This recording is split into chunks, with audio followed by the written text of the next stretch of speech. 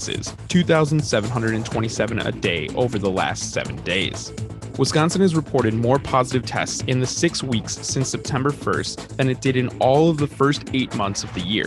You're listening to Devil Radio, 92.7 FM and WTTN 1580 AM.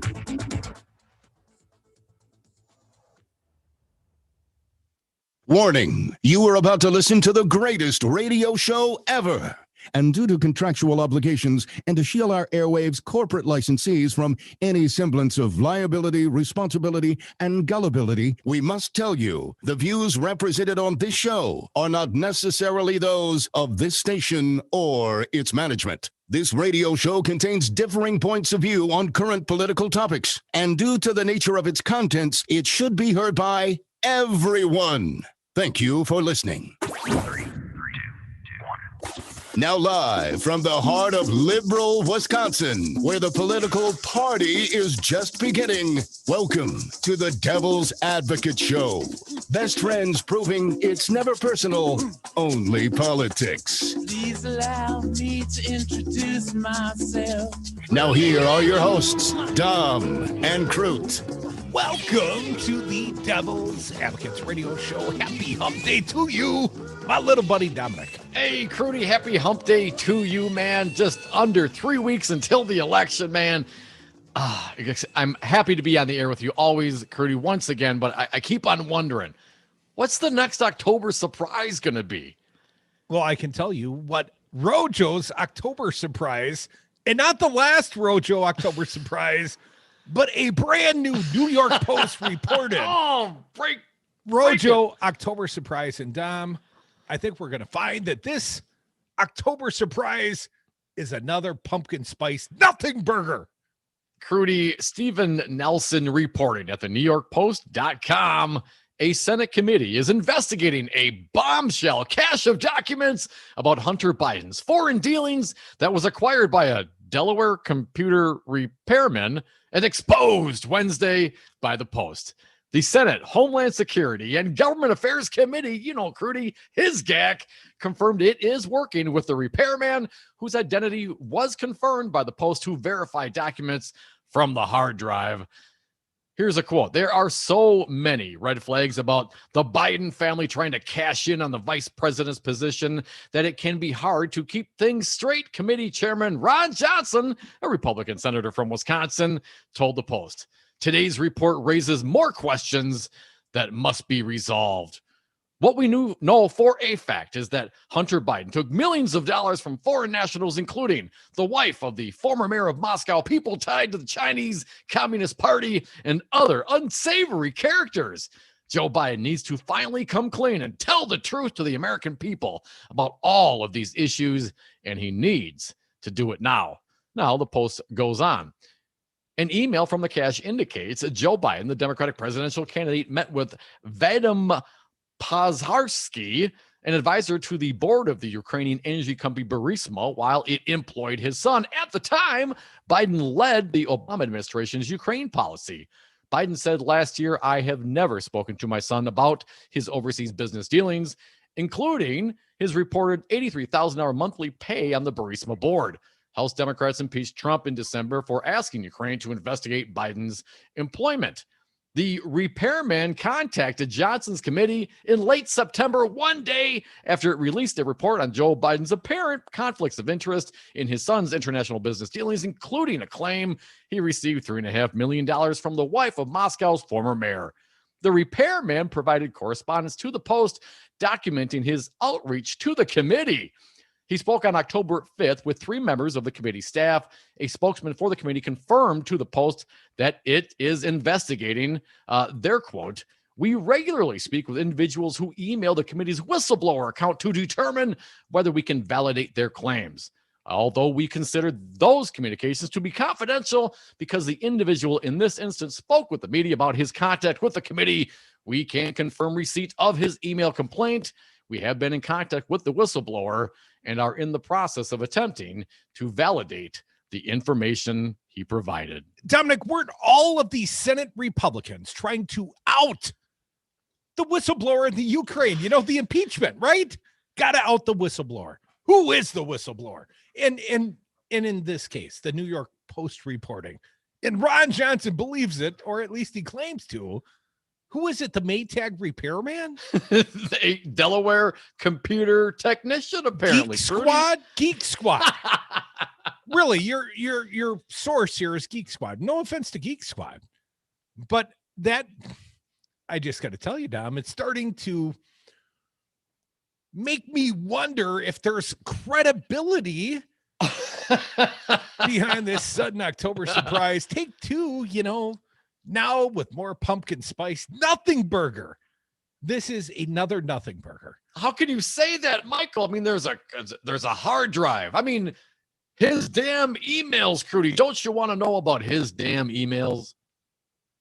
Did they find them over at Carlos Danger's house? I mean, was Anthony Weiner the source of these newfound emails? Well, Dom, I'm going to push back against this story in real time, as the Biden camp has already done. Biden camp smacks down New York Post, quickly debunked Burisma scandal, air quotes, tied to Rudy Giuliani. Well, there's another savory character. Let's get this out there. Joe Biden is on the offensive, hitting back after a viral story in the New York Post claims the former vice president's son, Hunter, was attempting to leverage his father's position to help his business interests. And again, I would question, what is this accusation exactly? Nepotism, question mark? Imagine that. If that was such a concern, perhaps they should look at the current kids of this administration. All of them. They're all corrupted up to their gills. Let me read on. Here's how one political reporter sums up the story. I quote, "So let me get this right. A computer shop owner in Delaware saw a Biden sticker on a laptop, went through their customer's private correspondence, and turned it over to Rudy Giuliani and the feds." I mean, that's the story, right? That's what they're claiming. That laptop, a MacBook Pro, allegedly was dropped off at the repair shop. The shop owner did not record the owner's name. I mean, who would possibly think of recording the owner's name? What are the MacBook Pros now? A couple grand? Yeah. That ain't a cheap ride. And years later, went through its contents, discovering what the Post calls bombshell emails. The Post claims the shop owner says he made a copy of the hard drive and later gave it to former mayor Rudy Giuliani's lawyer, Robert Costello. Now, Steve Bannon, former advisor to President Trump, told the Post about the existence of the hard drive in late September, and Giuliani provided the Post with a copy of it on Sunday. And I would point out, Dom, the Post, which is owned by Trump friend Rupert Murdoch, which also owns Fox News and the Wall Street Journal, did not mention in its reportings that Giuliani had been working with an active Russian agent. Is that part of the story? I wonder if that should be part of the story. Maybe. Here's how the Biden camp is responding to what is already a widely debunked report. I quote, "The New York Post never asked the Biden campaign about the critical elements of this story," Biden spokesman Andrew Bates tells Politico. "They certainly never raised that Rudy Giuliani, who's discredited conspiracy theories in alliance with figures connected to Russian intelligence, have been widely reported and claimed to have such materials. Moreover, we have reviewed Joe Biden's official schedules from the time, and no meeting, as alleged by the New York Post, ever took place." The director of the Aspen Institute's cybersecurity program adds, "This fake Biden Burisma scandal today might actually be a fascinating example of the FBI learning an important lesson from 16.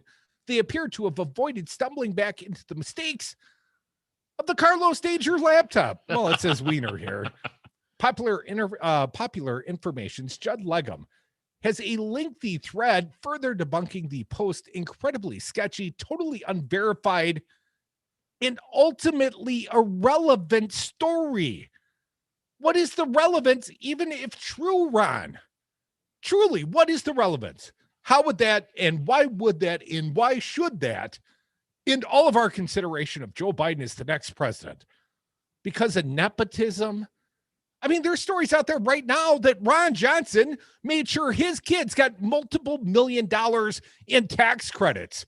Some might call that nepotism. Or when you get on the kid's private jet and you get a private flight back and forth to D.C., Ron, that could be construed as nepotism, perhaps favoritism to the old man who made sure you got millions in tax credits from the Walker administration on the way out the door. Ah, come on, Crudy. If it's all within the family, what's the problem? You know, one hand washes the other. They both wash it a face. But forget about it, Crudy. The New York Post, a MacBook with a Biden sticker on it dropped off, what, years ago? Where'd they get the Biden sticker? It doesn't make sense if it was dropped off really, what years is ago. Is this a leftover Biden sticker from when's the last time we ran? 1988? Did they make MacBook Pros? Did someone go to a thrift store, buy an old Biden sticker? I mean, his short-lived prior presidential candidacies, I can't imagine there's a lot of Biden stickers laying around, right? So an old MacBook dropped off to a computer technician who MacBook Pro. I'm not so sure that's being represented as an old MacBook. A MacBook Pro being dropped off some time ago, anonymously. But don't take my name, you know. There. No. Gone through by the Delaware computer technician. But the owner never came back for it. No, of course not. Gone through, found some information, and gave it to Rudy Giuliani's lawyer, who then, now it's reported in the Post, and Ron Johnson from the HISGAC committee, our own senator from Wisconsin, Ron Johnson, well, he is going to get to the bottom of this one. It's another nothing burger, Ron. I mean, he so desperately wants to be Joe McCarthy. But he's more like the guy that, started on lettuce and worked his way up to assistant manager. That's hoping for the big bucks. Yeah, that's when they start rolling in, baby. Come back with us. It's a Wednesday. It's a hump day. Feels like a pumpkin spice nothing burger sort of day. Pumpkin spice makes everything better. Some people say. I'm not one of them. Come back with us. Join us on the phones, 844-967-2789. Other reporting on Ron Johnson. Going to dig into his nepotism, perhaps a little bit after this short break.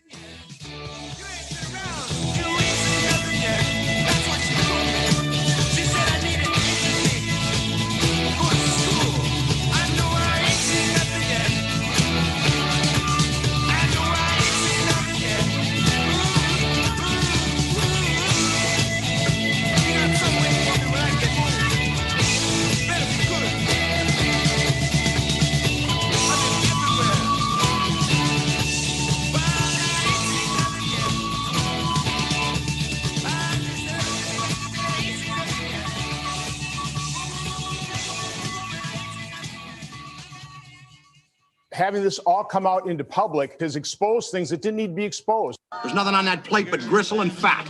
You got nothing. It isn't truth. Truth isn't truth. Nothing goes over my head. My reflexes are too fast. I would catch it. And that's where the big bucks start rolling in. Stream the Devils and Progressive News and Talk 24/7 at the Devil's Advocates Radio Network, Wisconsin. That's DARNWI.com. That's DARNWI.com. The Lazy Oaf Lounge is Madison's East Side place for friends and family. Whether it's for lunch or dinner, you're in for a tasty treat. Awesome apps, burgers, pizza, and the best fish fry in Madison. And join us to cheer on the green and gold with 50-cent wings, beer bucket specials, and free Jell-O shots with every Green Bay touchdown. Plenty of TVs inside or out on the patio. The Lazy Oaf Lounge, 1617 North Stoughton Road, and online at lazyoaflounge.com. Whiz Cannabis Radio is brought to you by Herbal Aspect, Madison's #1 CBD brand. You can catch the show live on our social channels. Just search for Whiz Cannabis Radio. Herbal Aspect is a local, black-owned small business. For more information, go to herbalaspect.com.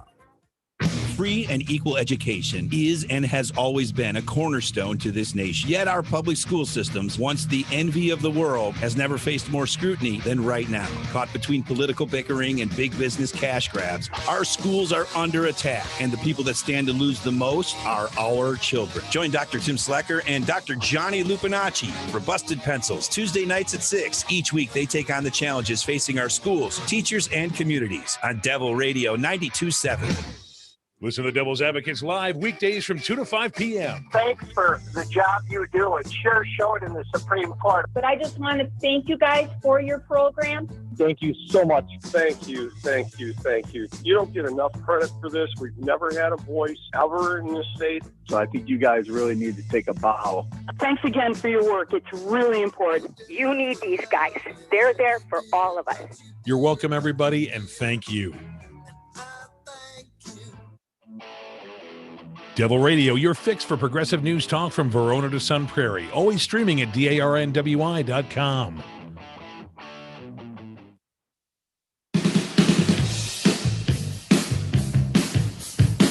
I would have gotten away with it too if it wasn't for those meddling devil's advocates. And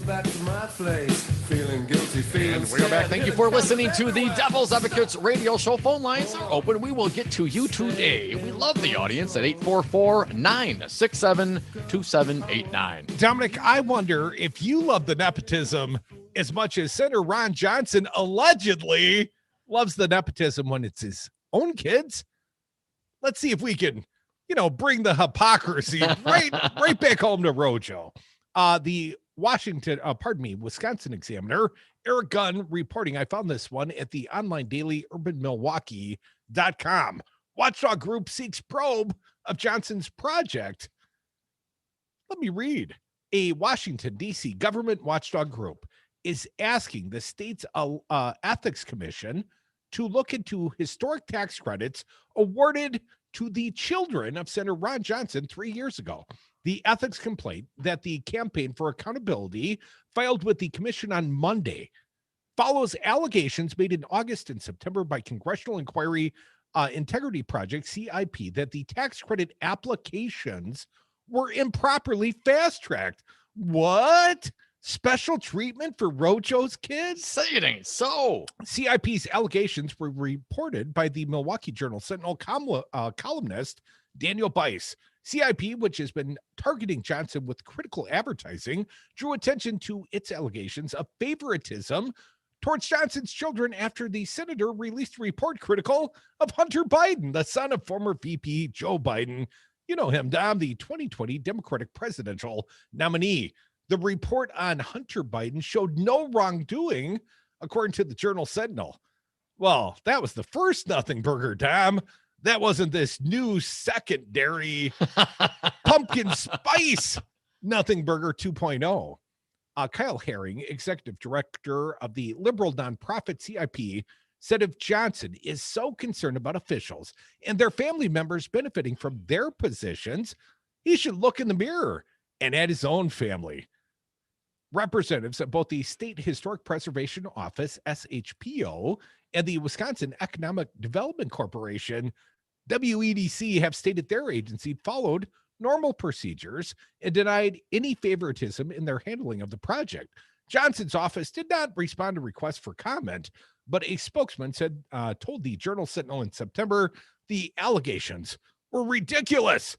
Ridiculous, I tell you, Dom, but here is the allegation. Both the Campaign for Accountability complaint and the Congressional Integrity Project's allegations against Johnson focus on emails. Oh, no. Not the emails. Surrounding the approval of the historic tax credits worth up to $2.1 million for Johnson's three children, Ben Johnson, Gina Gollum, and Carrie Sharp in 2017 in the last 2 years of former Governor Scott Walker's administration. Though a corporate entity, 405 West Washington Avenue, LLC, the three paid $350,000 to buy a building in their hometown of Oshkosh in 2017 that was formerly owned by the Eagles Club on May 31st, 2017, according to the complaint. 5 months later, November 1st, they began to process the applying for tax credits on the project. The timing was important because in September of 2017, then Governor Scott Walker used a line item budget veto to strike Wisconsin's historic preservation tax credit, reducing the per project cap from $5 million to $500,000. In other words, they wouldn't have gotten the $2 million. They'd have been capped at $500,000. The CFA observes in its complaint filed Monday, the change was to go into effect on July 1st, 2018 and would have significantly reduced the credits available to the 405 Washington Ave LLC. Standard procedure called for the application to go first to the Wisconsin State Historic Preservation Office. But the email records show that Sharp instead sent the application directly to the Wisconsin Economic Development Corporation regional manager, John Bartz, who subsequently forwarded it to the SHPO senior preservation architect, Mark Buchel. At first, Buchel responded brusquely, emailing Bartz to say he had told the applicants that they shouldn't apply. They should apply to the SHPO, not to the WEDC, but apparently they did not follow the directions. You know, the rich children of a wealthy man often feel entitled, Dom.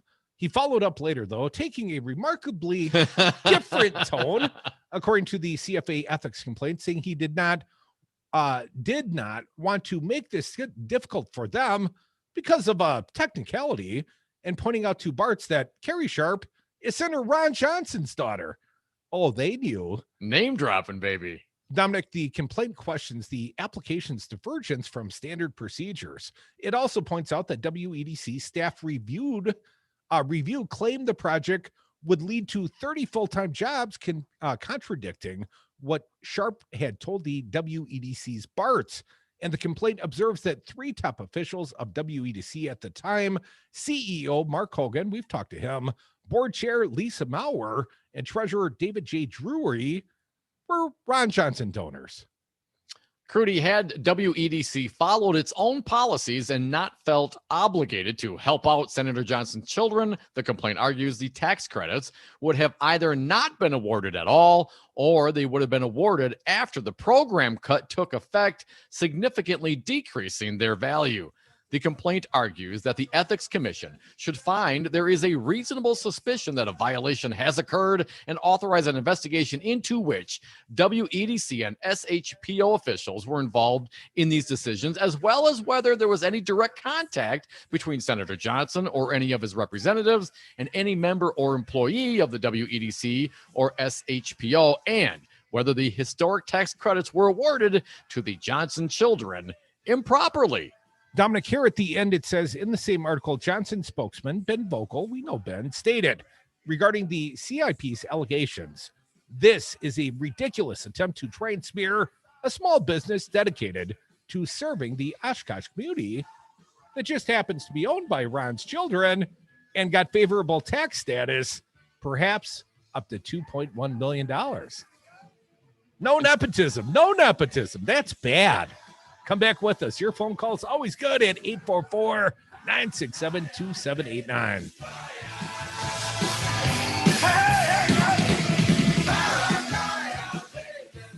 To see a young person be that proud to catch something that big and to show it off, that's what makes us want to keep coming back. I'm going to talk to you. From Portage to Watertown, Devil Radio on WTTN 1580 AM is essential radio to get you through your day.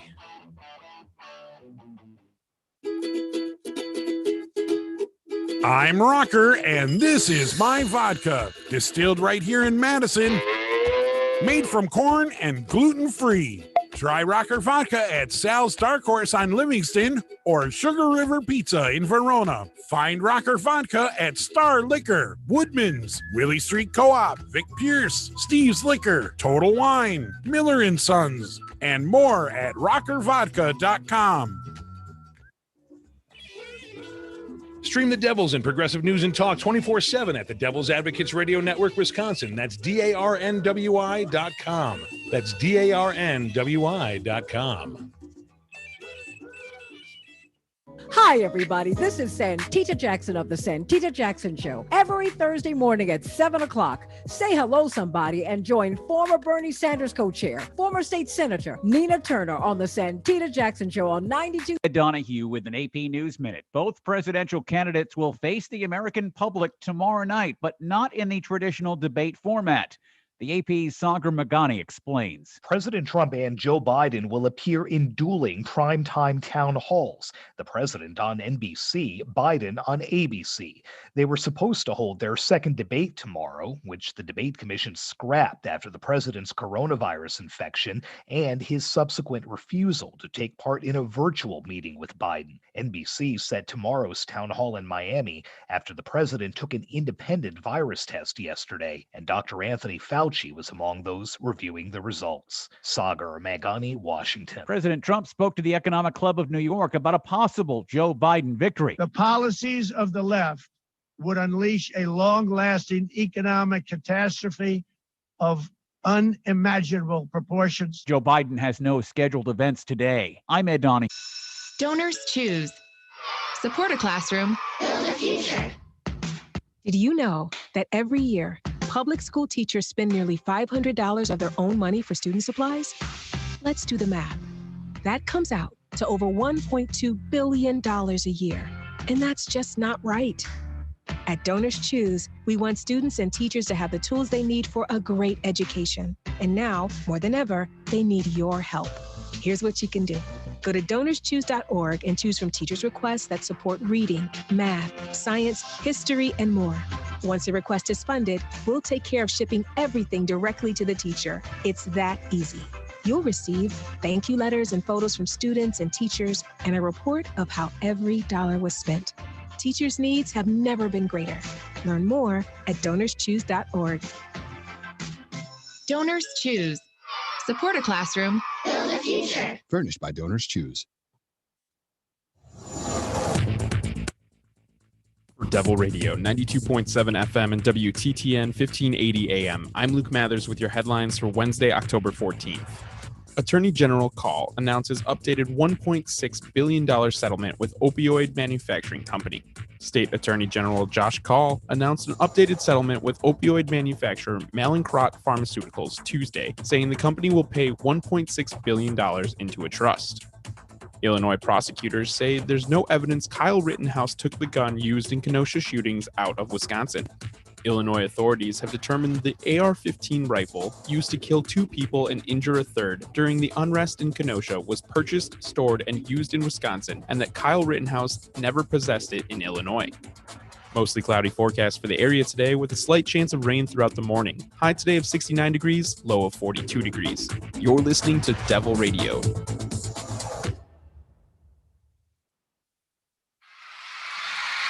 I want you to want me.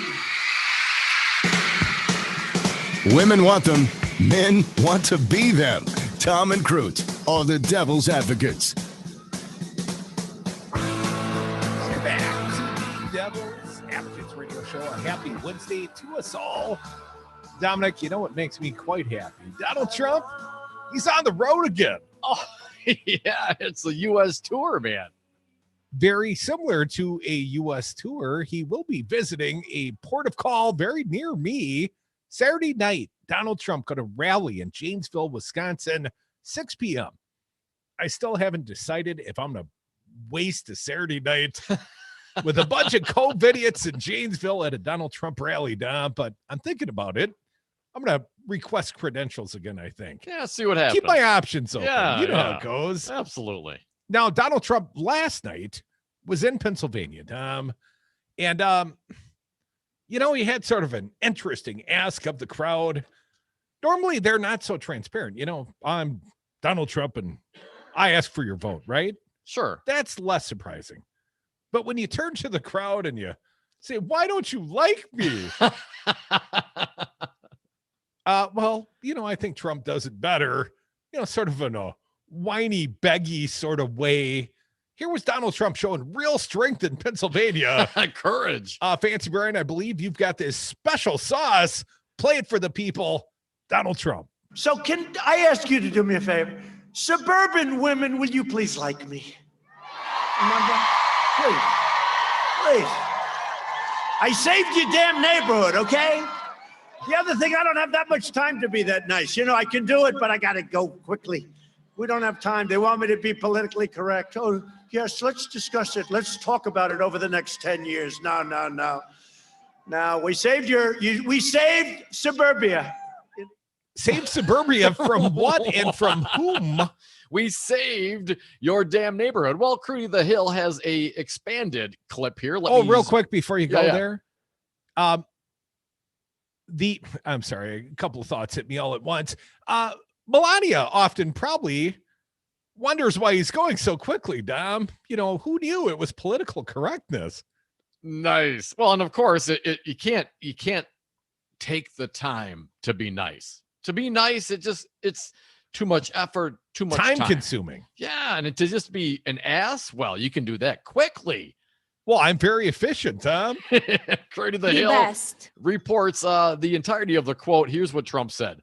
They talk about the suburban women, and somebody said, I don't know if the suburban woman likes you. I said, why? Trump told the crowd, though he did not clarify to whom he had spoken. Trump continues. They said, they may not like the way you talk, but I'm about law and order. I'm about having you safe. I'm about having your suburban communities. I don't want to build low-income housing next to your house. And then he goes on to the suburban women. They should like me more than anybody here tonight because I ended the regulation that destroyed your neighborhood. I ended the regulation that brought crime to the neighborhoods. And you're going to live the American dream. So can I ask you to do me one favor? Suburban women, will you please like me? I saved your damn neighborhood, okay? There's Trump once again asking for favors. But especially the women made me feel good. Sort of to me, Tom, it's like, where are the white women at? I mean, what? Wow. Because that's not going to appeal to all women. Oh, you don't think so? I think less so. I think there was a few thinly veiled racial undertones. I mean, I don't know, even thinly veiled. I couldn't quite hear all the dog whistles clearly, Dom. No. But I think he was primarily speaking to the white women. Well, and you know the women, they love it when you swear at them. All right, saved your damn neighborhoods. Would you please like me? I said please. And who's got time to be nice? Hey, look, I told you twice and I asked you once. Come on. Oh. Right, was this the Andrew Dice Clay event of Donald Trump? Or this is so terrible. I went to the suburban women and I said, hey, F you. Why don't you like me? I can't even imagine. Come on. Yes, the president. Much like you, Dom, I bet he always wins that race. 844-967-2789. The president being also presidential, swearing at his supporters. Is damn even a swear anymore, Dom? Well, you know, if we can say it on the radio, that's the least of my problems with Donald Trump. I mean, I got some problems with the man, but that ain't one of them. A little bit more of the Trump sound and then the phones, 844-967-2789. Again, Trump in Pennsylvania last night, a key swing state. I understand it to be, Dom. If you would fancy, let's play cut number 30. Hello, Johnstown. Hello, Johnstown. Thank you very much. This is going to be a great evening. It's incredible to be back. Where was the place that Jim Jones was at? Jonestown? Oh, my bad. My bad. Close. Johnstown, where all the Johns hang out. Well, let's just play cut 31. I'm not sure if I understand all the instructions here. Let's just play it and we'll all figure it out together. Cut 31.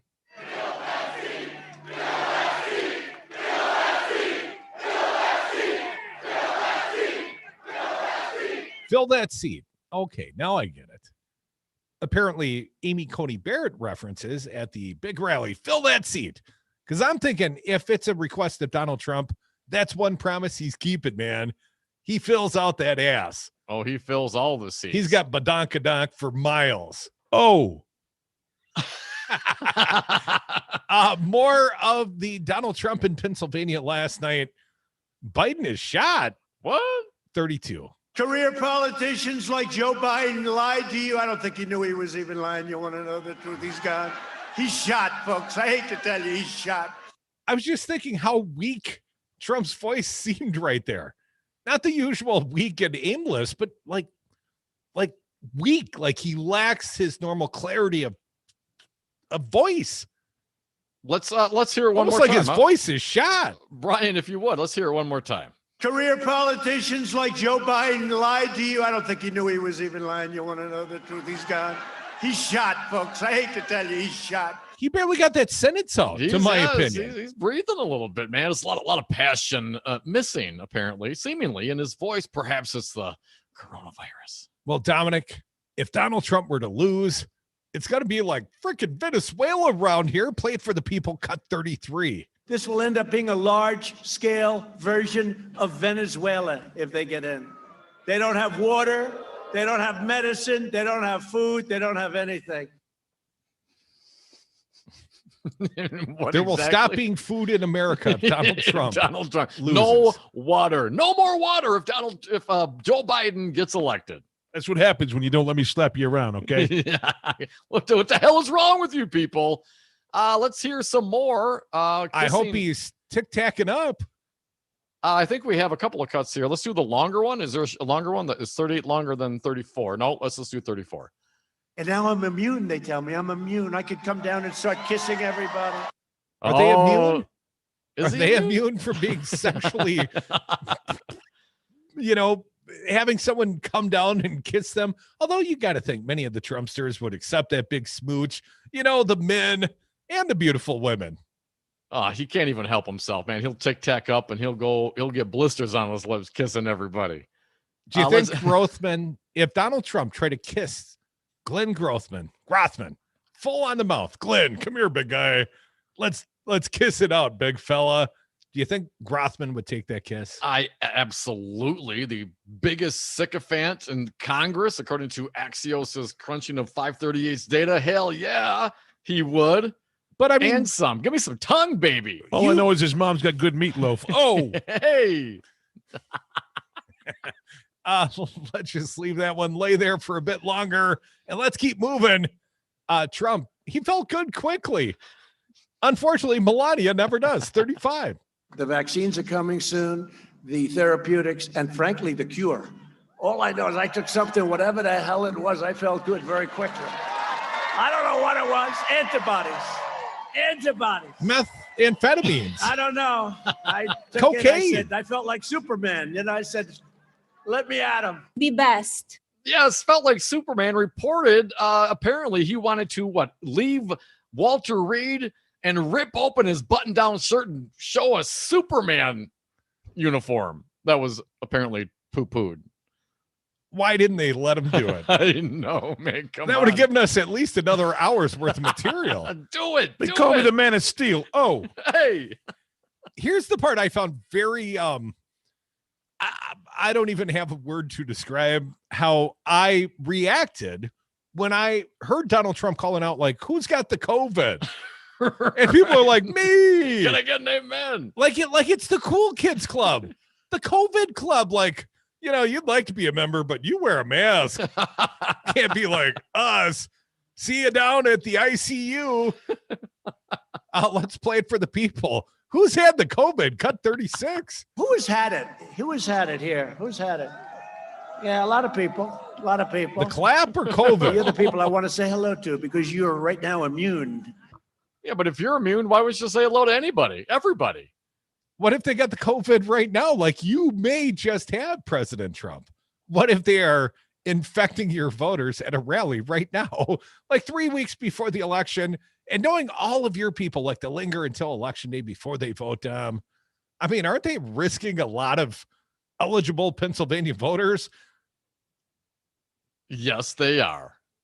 And they're fine with it, man. This is the cult of personality for Donald Trump. They don't give a damn. You have Trump on stage, a couple of weeks after having it himself. We still don't know when he tested negative last, before he tested positive. Even we don't know if he's negative now. Even by their own claims, he only tested negative twice, like Sunday. Big Sunday. Double negative Sunday. Who has had it? We played that. Let's do a couple more. And then to the phones at 844-967-2789. The distribution of the drugs. Brian, if you would, cut 37. The drug that they gave me, we're going to be distributing it all over the country to hospitals and everything else, because I'll tell you, that sucker works. That's my opinion. That sucker works. Get it out there. You know what works for me? What's weed. that? Weed works. Well, weed won't cure the COVID, but if this is You the don't case, know that? then Mr. Trump, when are and what is it, and who are you distributing it to, and who's paying for it? Some minor detail follow-up questions to this rambling idiot. Let's do one more. Cut 38. And now I'm immune, they tell me. I'm immune. I could come down and start kissing everybody. I'll kiss every guy, man and woman, man and woman. Look at that guy, how handsome he is. I'll kiss him. Not with a lot of enjoyment, but that's okay. We can do one-on-one with Mexico, one-on-one with Canada. Not a lot of enjoyment, just a little naughty enjoyment. Something, the forbidden fruit. Didn't Eric Trump welcome himself to the LBGTQ community? He definitely said he is not a member. Before later saying, I'm not gay, but I do kiss males. I just don't enjoy it. Oh. Not a lot anyways. Do we have any more? What do we got? Trump getting very confessional on the stage these days. Well, and of course the dancing. Did you see the shaking? I've of now the ass? seen the YMCA. I have not seen him so enjoy himself since he was sitting next to Epstein, staring at all those beautiful women dancing back in the days. Shaking the moneymaker. Oh, yeah. Dominic, is it dancing if the feet never move? I mean, if they're cemented to the floor. I had a boss once upon a time, Dennis Kahn, and I was a good salesman, and Dennis and I got to go to like Salesman of the Year ceremonies for the entire corporation. And Dennis and I had a little scuffle because I invited one of the secretaries to be my date that night. And apparently that's not frowned upon, let's just say. Not supposed to be fishing off the company pier and all that kind of stuff. And I remember seeing Dennis dancing that night. I'm thinking, well, you're so uptight, your feet don't even move when you dance. And that is exactly how Donald Trump looked, just swaying a little in the breeze. Come back with us. So hot, man. So hot. Oh, you got the moves like Jagger. 844-967-2789. This time we'll probably go to the phones. We'll be right back.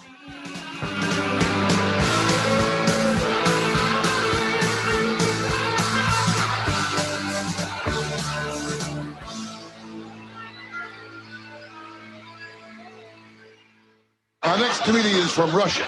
But especially the women made me feel good. And when you're a star, they let you do it. You can do anything. Was that wrong? Should I not have done that? Have to beat that off. Oh. People of Wisconsin. We're the people of Wisconsin.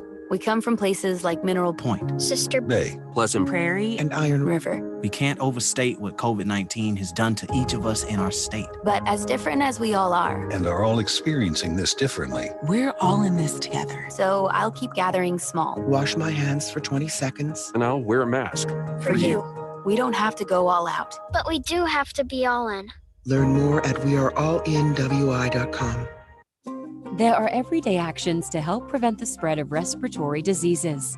Wash your hands. Avoid close contact with people who are sick. Avoid touching your eyes, nose, and mouth. Stay home when you are sick. Cover your cough or sneeze. Clean and disinfect frequently touched objects with household cleaning spray. For more information, visit cdc.gov/COVID-19. This message brought to you by the National Association of Broadcasters and this station.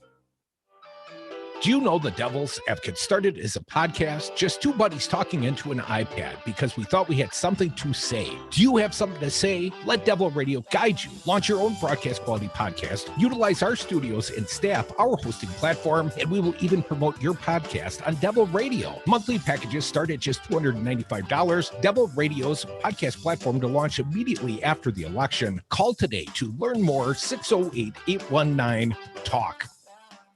Dave from Community PC here. Now more than ever, we're relying on our computers to stay connected with family and friends. Looking for that perfect holiday gift for a family member who struggles with keeping everything up to date? Every day, more and more people are discovering the peace of mind that comes from a Tech Protect plan from Community PC. And it makes the perfect gift for anyone you need to stay connected with. Check out commpc.com to learn more. That's commpc.com. Community PC. We know what makes computers happy.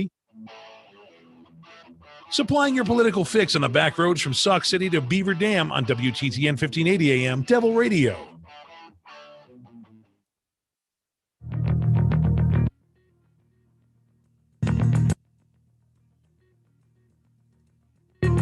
The big and tall of political talk. Tom and Krutz are the Devil's Advocates.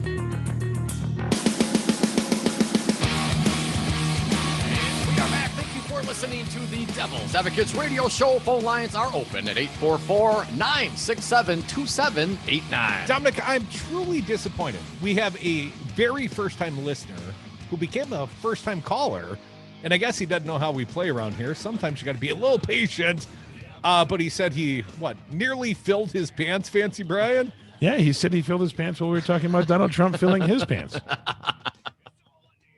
I hope, much like the president, Steve from Fitchburg's wearing the adult Depends. Dave, it's Dave. Dave, my bad.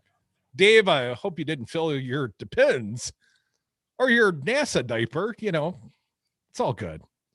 Help you accomplish your mission. If you got a NASA diaper, I hope you accomplish your mission. Way to insult the audience, Michael. How very Trumpy of you, Dave. Well, he's a first-time listener, Dave, where the hell are you, Dave? Come on. That's not less insightful than my statement. 844-967-2789. Wisco Paul, welcome back. Hey, Paul.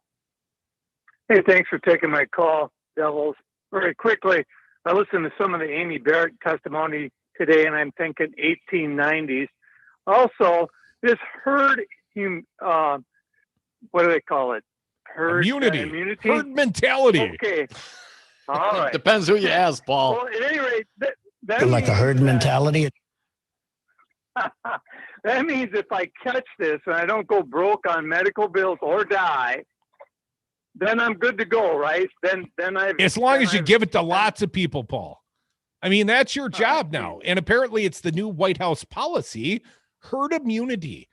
And this is really troubling. Scientists and medical professionals think that this could lead to millions of American deaths, but this is the new plan and the policy of the Trump White House.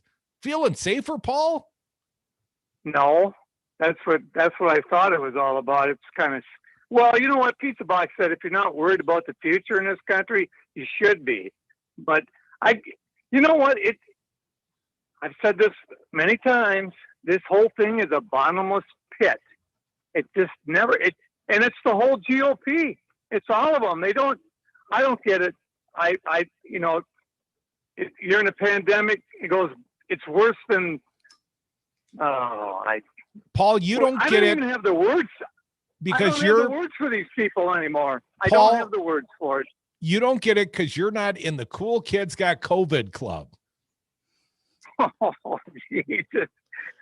So go ahead and get it, and then if you don't first-hand experience medical bills, then you're immune. That's and come on, but Paul, we're already hearing hear reports that people are catching it twice, and there's a couple of problems. Number one, how many people have to get infected in order to achieve herd immunity? 70-80% perhaps, and let alone the 2 to 3 million that would certainly die because of this. Now you have 70 or 80 million more people with pre-existing conditions, and now what? You're not going to get covered by your insurance if you go through this herd immunity. And number two, really, we're at herd immunity because of the failures. That's the only thing that's left. I mean, if it was herd immunity, why weren't they saying that from the beginning? No. First, it's no big deal. Then it's cover up. Now it's closed down. Now it's open up, and now it's herd immunity. If they kind of got full circle on all that. If they'd have told you their plan the whole time was herd immunity, you'd have panicked, Tom.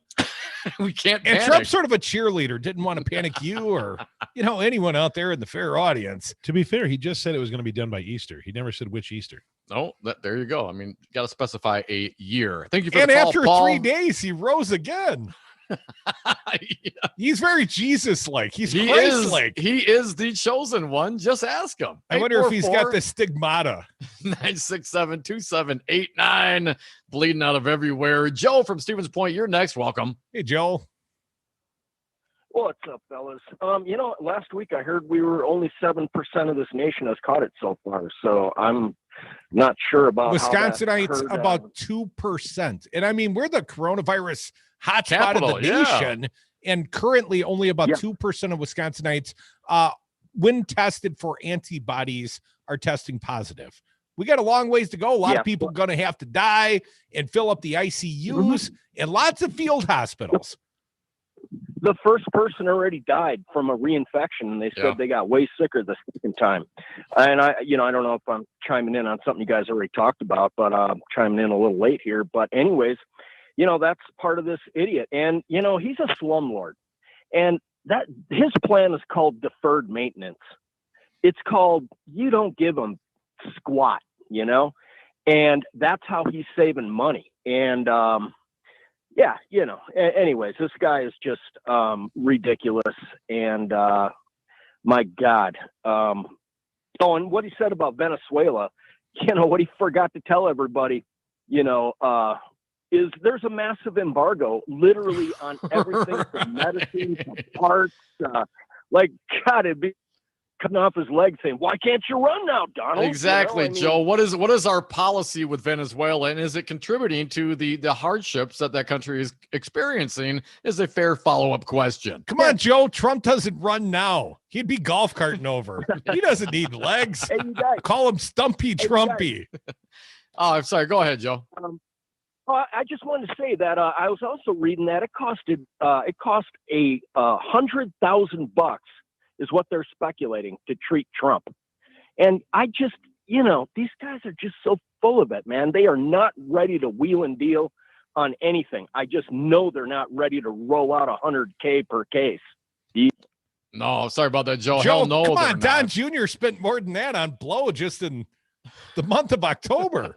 Mark from the Sack, you are next. Welcome. Happy Hump Day. What do you got for us?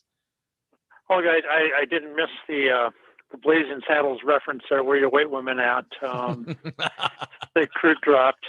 And can you get any more, and Trump now is part of the crowd, the love that cannot be named. I mean, that wanting to kiss all the men out there, that it just... Devil's Triangle. Hey, he won't like it too much, Mark. And I hope there's more questioners this time for Trumpy that, hold him to the question. Say, if he doesn't answer the question, say, answer the question, hopefully it's another disaster for Trump with another town hall meeting for him, that the questioners just grill him and grill him and grill him. Mark, you cannot envision a circumstance where it would go well, can you? No, I can't. I hope he's just a little steaming pile of goo when that disaster gets over for his little town hall meeting, because I just can't imagine him actually facing real questions and being held to account and answering them. Well, Mark, it's a shame. It's a shame. I mean, I don't know how this works out. NBC offering a couple of dueling town halls with Trump and Biden, apparently. But hopefully, as you mentioned, the audience will hold him to account, and it could be another disaster for Donald Trump because he cannot stop being Donald Trump. More people will watch Trump because, of course, he's the ratings machine, and he is our pumpkin spice president. Come back, Devil's Advocates. Hour 2 is next. We can do one-on-one with Mexico, one-on-one with Canada. They'd like to get Jesus. And there are chokers. They Devil's choke. Triangle. It's time to do it. Nobody with the Jesus. I had to beat off. Max Inc. Radio, this is Rocker. Hey, Jimmy, I've been invited to the White House, and he wants me to bring some of that guacamole. What if he double dips, Jimmy? Double Dip with Mags Inc. on Devil Radio 92.7 FM. In-depth interviews, new music, and plenty of throwbacks. Saturday, 6 p.m. Right back to the beginning, Rocker. Wisconsin has more new cases of coronavirus than Illinois. We have twice as many new cases as Michigan, Iowa, and Minnesota combined. Yet Scott Fitzgerald refuses to help keep you and your family safe. Call Scott Fitzgerald at 608-266-5660 and tell him this pandemic is real and we need help. Call Scott Fitzgerald at 608-266-5660. Tell him to do his job and work with the governor. Paid for by Blue Sky Waukesha. You are listening to WTTN 1580 AM Columbus and W224 EG 92.7 FM Madison. Always streaming at Talk 92.7 FM. AP News. I'm Ed Donahue. In the Senate's final round of questioning, Supreme Court nominee Amy Coney Barrett says she will keep an open mind on rulings. The AP's Sagar Magani has the story. Like yesterday, Barrett's refusing to give details about how she'd approach landmark cases on health care, abortion, and issues like voting rights. I would, of course, have an open mind about it. Still, Democrats tried to pin her down, like when Patrick Leahy asked about President Trump's view that he can pardon himself. It's not one on which I can offer a view. The GOP-led Senate's racing toward quickly confirming Barrett, whom Lindsey Graham calls a trailblazer for female conservatives. And she's going to the court. Sagar Magani, Washington. No public events are scheduled for Joe Biden today. President Trump will be in Iowa later. Earlier, speaking to the Economic Club of New York, the president said his economic work will go away if Joe Biden wins. The policies of the left would unleash a long-lasting economic catastrophe of unimaginable proportions. Now that tomorrow's scheduled presidential debate is off, Joe Biden will appear at a town hall meeting in Philadelphia on ABC. At the same time, President Trump will be at a town hall meeting in Miami on NBC. Coronavirus cases are spiking in Wisconsin, and a judge there is blocking Governor Tony Evers' order limiting the number of people who can meet in bars, restaurants, and other indoor places. Because of an expected surge in cases, a field hospital has opened at the Wisconsin Fairgrounds. The White House says 2 Americans and the remains of a third held captive by Iranian-backed militants in Yemen were released in exchange for the return of about 250 of Houthi rebels from Oman. Earth sweltered to a record hot September last month, with government climate officials saying there's nearly a 2-to-1 chance 2020 will end up being the globe's hottest year on record. This is AP News. Donors choose. Support a classroom. Build a future. Did you know that every year, public school teachers spend nearly $500 of their own money for student supplies? Let's do the math. That comes out to over $1.2 billion a year. And that's just not right. At Donors Choose, we want students and teachers to have the tools they need for a great education. And now, more than ever, they need your help. Here's what you can do. Go to donorschoose.org and choose from teachers' requests that support reading, math, science, history, and more. Once the request is funded, we'll take care of shipping everything directly to the teacher. It's that easy. You'll receive thank you letters and photos from students and teachers and a report of how every dollar was spent. Teachers' needs have never been greater. Learn more at donorschoose.org. Donors choose. Support a classroom. Build a future. Furnished by Donors Choose. Scott Fitzgerald encouraged thousands of voters to risk their life, vote in person, and cost the state millions of dollars by refusing to address the pandemic. Visit TomForWI.com to help send a Democrat to Washington. I'm Tom Palzowitz, and I approve this message. This is Tony with Quality CBD. We are located on Willie Street across from the co-op. At Quality CBD, we are vertically integrated. From soil to oil and seed to sale, we grow, extract, manufacture, and distribute quality CBD oil. We also have contact-free delivery options at qualitycbd.org. Quality CBD. Legal, local, legit. Stream the Devils and Progressive News and Talk 24/7 at the Devil's Advocates Radio Network, Wisconsin. That's DARNWI.com. That's DARNWI.com. Whiz Cannabis Radio is brought to you by Herbal Aspect, Madison's #1 CBD brand. You can catch the show live on our social channels. Just search for Whiz Cannabis Radio. Herbal Aspect is a local, black-owned small business. For more information, go to herbalaspect.com. Madison, you say what? Each weeknight from 5 to 6 and Saturdays noon to 2, don't miss out on a single day of the Earl Ingram Show right here on Devil Radio 92.7 FM, 1580 AM. Democratic National Committee Chairman Tom Perez, I got to ask you, in what percentage did the fact that Real Resistance Radio, WRD 1510, the fact that you can come after bar with us on Brady Street, Tom, how much did that factor into the site selection of Milwaukee, sir? There's that old saying, what's good for General Motors is good for America. What's good for Resistance Radio is good for Wisconsin and good for America. So it was huge. Listen to the Devil's Advocates live weekdays from 3 to 6 p.m. For Devil Radio 92.7 FM and WTTN 1580 AM, I'm Luke Mathers with your headlines for Wednesday, October 14th. Tavern League files lawsuit to end limits on bar and restaurant capacity during pandemic. The Tavern League of Wisconsin has filed a lawsuit to strike down the Evers administration's emergency order limiting bar and restaurant capacity during the COVID-19 pandemic.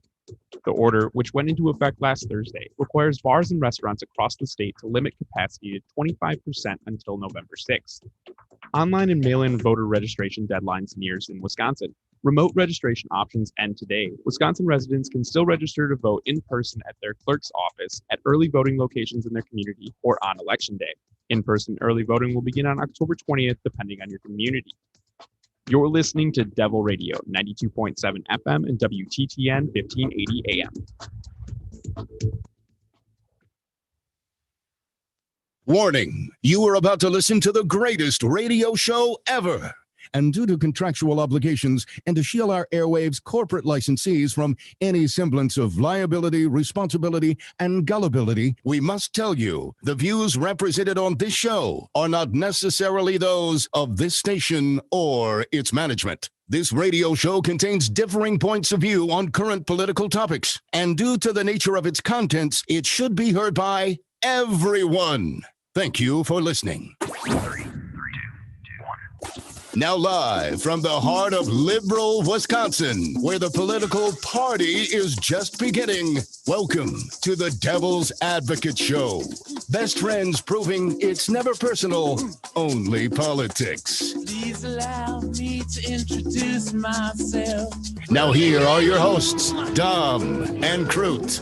Welcome back. Hour 2 of the Devil's Advocate Radio Show. Dominic, what was I going to say? Something about celebrating Pumpkin Spice Wednesday, and then I got all trapped in my own brain. Dominic, I have a question for you, my little buddy. All right, man. I might have an answer for you. And it's asked and will be supported shortly with a column from the Washington Post, Max Boot. But how is it possible that 42% of Americans still support Donald Trump? We're not doing our job sufficiently.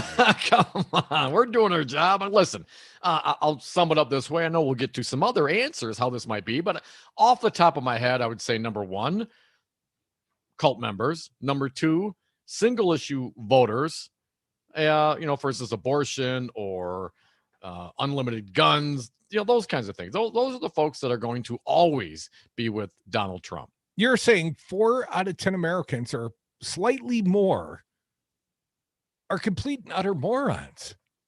Or at least that's what I heard you say, Dominic. Well, reading between the lines like I like to. If you want to say that, I'll allow that. I did not say that. I would say certainly some of them are. I think they're stupid. Some of them are, and some of them are, voting pocketbook issues as they see it. Now, if Fancy Brian was standing over your shoulder, would you make a strong statement like that? If he had your back, Dom. Oh, I'm fine I'm fine with saying what I say, Crudy. I don't need Fancy Brian, although I do appreciate walking around with Big Fancy. Yeah, I said what I said. Yeah, I said what I said. So, Crudy, why do you think? How could it be possible that 42% of Americans still support this guy? I'm not at all clear. I'm not at all clear. I really had higher aspirations for the American people. I really thought we were a better country than this. Come on, man. I'm not kidding. Low expectations, Crudy. Low expectations. Let me tell you, when Steph and I were in North Carolina last week, saw a fair amount of Trump, saw some Biden, but certainly more Trump signs. But one thing that I did take You were in Mark Meadows' district, I might add, but yeah. Please continue. One thing I did take note of is when I saw some of the pickup trucks and, the multiple huge flags off the back, a lot of the folks driving those vehicles were young. I mean, like late teens, early 20s, kind of young. There's a lot of young folks that are seemingly getting caught up in this cult of personality, in my opinion, because I'm not clear what policies this administration or the Trump Republican Party is offering, younger voters in this country. Well, that doesn't make me feel any better about America's future, Dom. Well, this is what I'm telling you. Why would you think it'd be any different? I just didn't think it was 42%. Let me read from this Max Booth article. I've got some good news and some bad news. The good news, 52% of Americans support Joe Biden in the 538 poll average. The bad news, 42% support Donald Trump. Why isn't Trump losing by a whole lot more? Question mark. How is it possible that so many still back him despite everything that's gone wrong? Question mark. Trump is on track to be the first president since World War II to see a net loss of jobs during his term. Even worse, he has presided over the loss of 214,000 lives and counting from COVID-19. That's already nearly 4 times the U.S. fatalities in the Vietnam War. Previously, the NATO presidential bungling. Even now, after having contracted COVID-19 himself, in the cool COVID club, Dom, Trump refuses to take the pandemic seriously. He keeps promising it'll magically disappear of its own accord while holding rallies practically guaranteed to spread the disease. They're proud of that, Dom. I got it. I'll give it to you. Crudy, as if that weren't reason enough to vote for Biden, there's also the fact that Trump has abused his power. He was even impeached for doing so. He has trafficked in racism and xenophobia. He has incited violence. He has kowtowed to dictators and trashed our alliances. He has welcomed Russian attacks on our elections. He has locked children in cages. He has called for his opponents to be locked up. In sum, Trump has made a strong case that he is the worst president in our history. Yet, tens of millions of voters still support him. What are they thinking? I get that there are single-issue voters to whom Trump has a strong appeal, people who feel passionately about tax cuts, judges, abortion, or Israel. There are also people for whom Trump's boorishness, racism, and xenophobia are not a turnoff, but a selling point. Studies show that appeals to prejudice were the most important factor to Trump's 2016 victory, Max Boot notes. There are also, of course, many Trump voters who are convinced that he is the lesser evil because Biden is supposedly plotting to turn the United States into a large-scale version of Venezuela. We heard that clip earlier.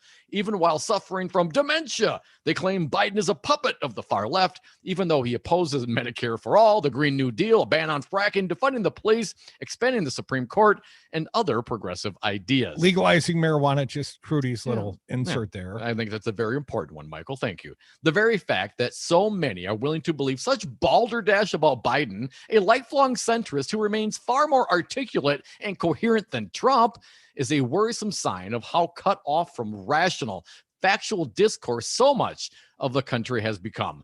Many voters are still supporting Trump because they're living in a hermetically sealed disinformation bubble that is impermeable to reality. A Pew Research Center survey makes clear the extent of the problem. Among those who get their election news primarily from Fox, quote-unquote, news, 86% say Trump is delivering the completely right or mostly right message about the pandemic. 78% that the U.S. has controlled the outbreak as much as it could have, and 61% that Trump and his administration get the facts right about the coronavirus almost all or most of the time. Perhaps the most disturbing finding of all, 39% of Fox News viewers say that QAnon, an insane conspiracy theory that posits that Trump opponents are satanic child molesters, is somewhat good or very good for the country. QAnon or bust, baby. I'm sorry. These are not issues on which rational people can legitimately disagree.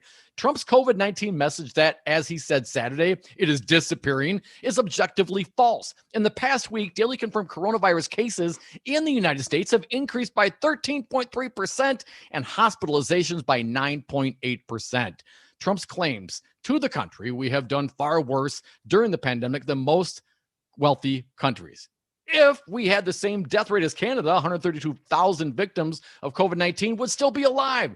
And it should go without saying that QAnon, whose adherents have been linked to numerous acts of violence, is a bane, not a boon. As Senator Daniel Patrick Moynihan used to say, everyone is entitled to his own opinion, but not to his own facts.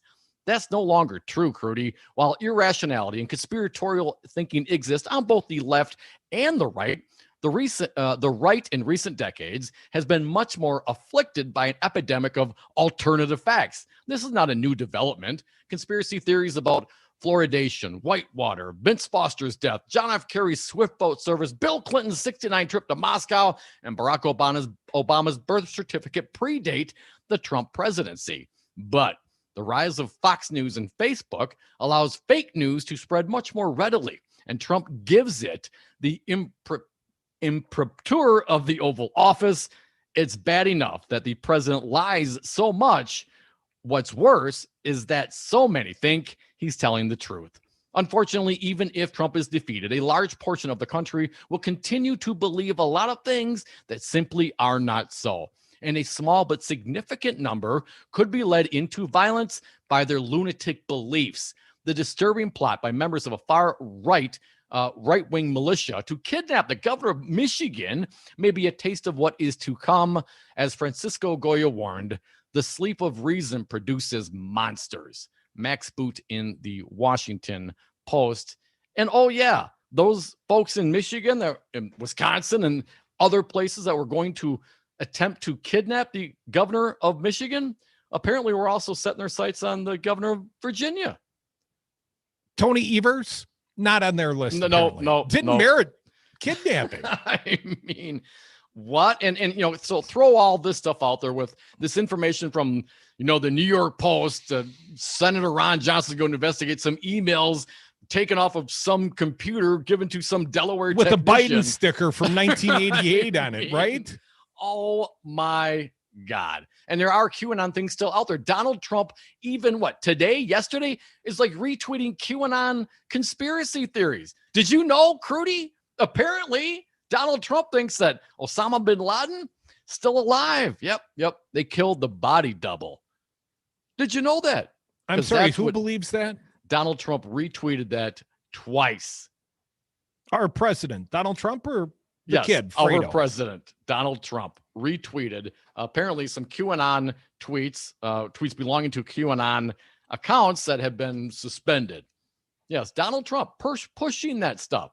We see Ron Johnson pushing this stuff. Information given to them by this Delaware technician to Rudy Giuliani's attorney. Credible sources all. Yeah, 42%. No doubt about it. There's multiple reasons why they might support this guy, but come on. Ultimately, this is all about the cult of personality that is Donald Trump and the love of the conspiracy theories that are prevalent, certainly online, and now pushed forward by this White House. Dominic, one of the stories pushed forward by many members of our fair audience, and we haven't yet had a chance to talk about it, the fraudulent ballot collection boxes put out by the Republicans in California. Yeah. And want to go there next as we turn. There is some tapes, Dom, some tapes of some ballot harvesting and some tapes of voter suppression. And hell, there's even a tweet from the president encouraging the fraudulent collection of absentee ballots, because the other side, they're really bad. Stand by, stand back, steal the election. Donald Trump's newest tweet. Come back with us. More Devil's Advocates, 844-967-2789. You are always welcome here.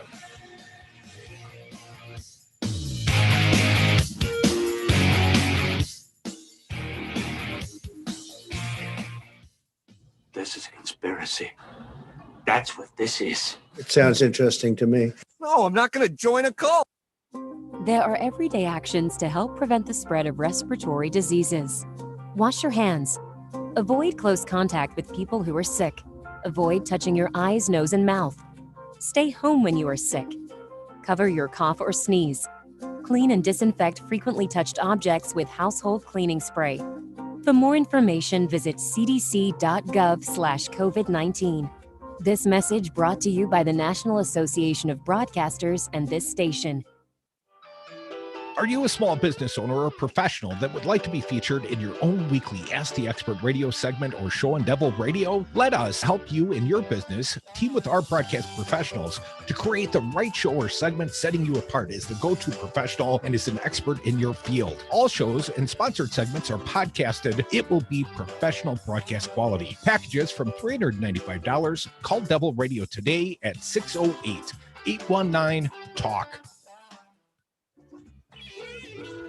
Stream the Devils and progressive news and talk 24/7 at the Devil's Advocates Radio Network, Wisconsin. That's DARNWI.com. That's DARNWI.com.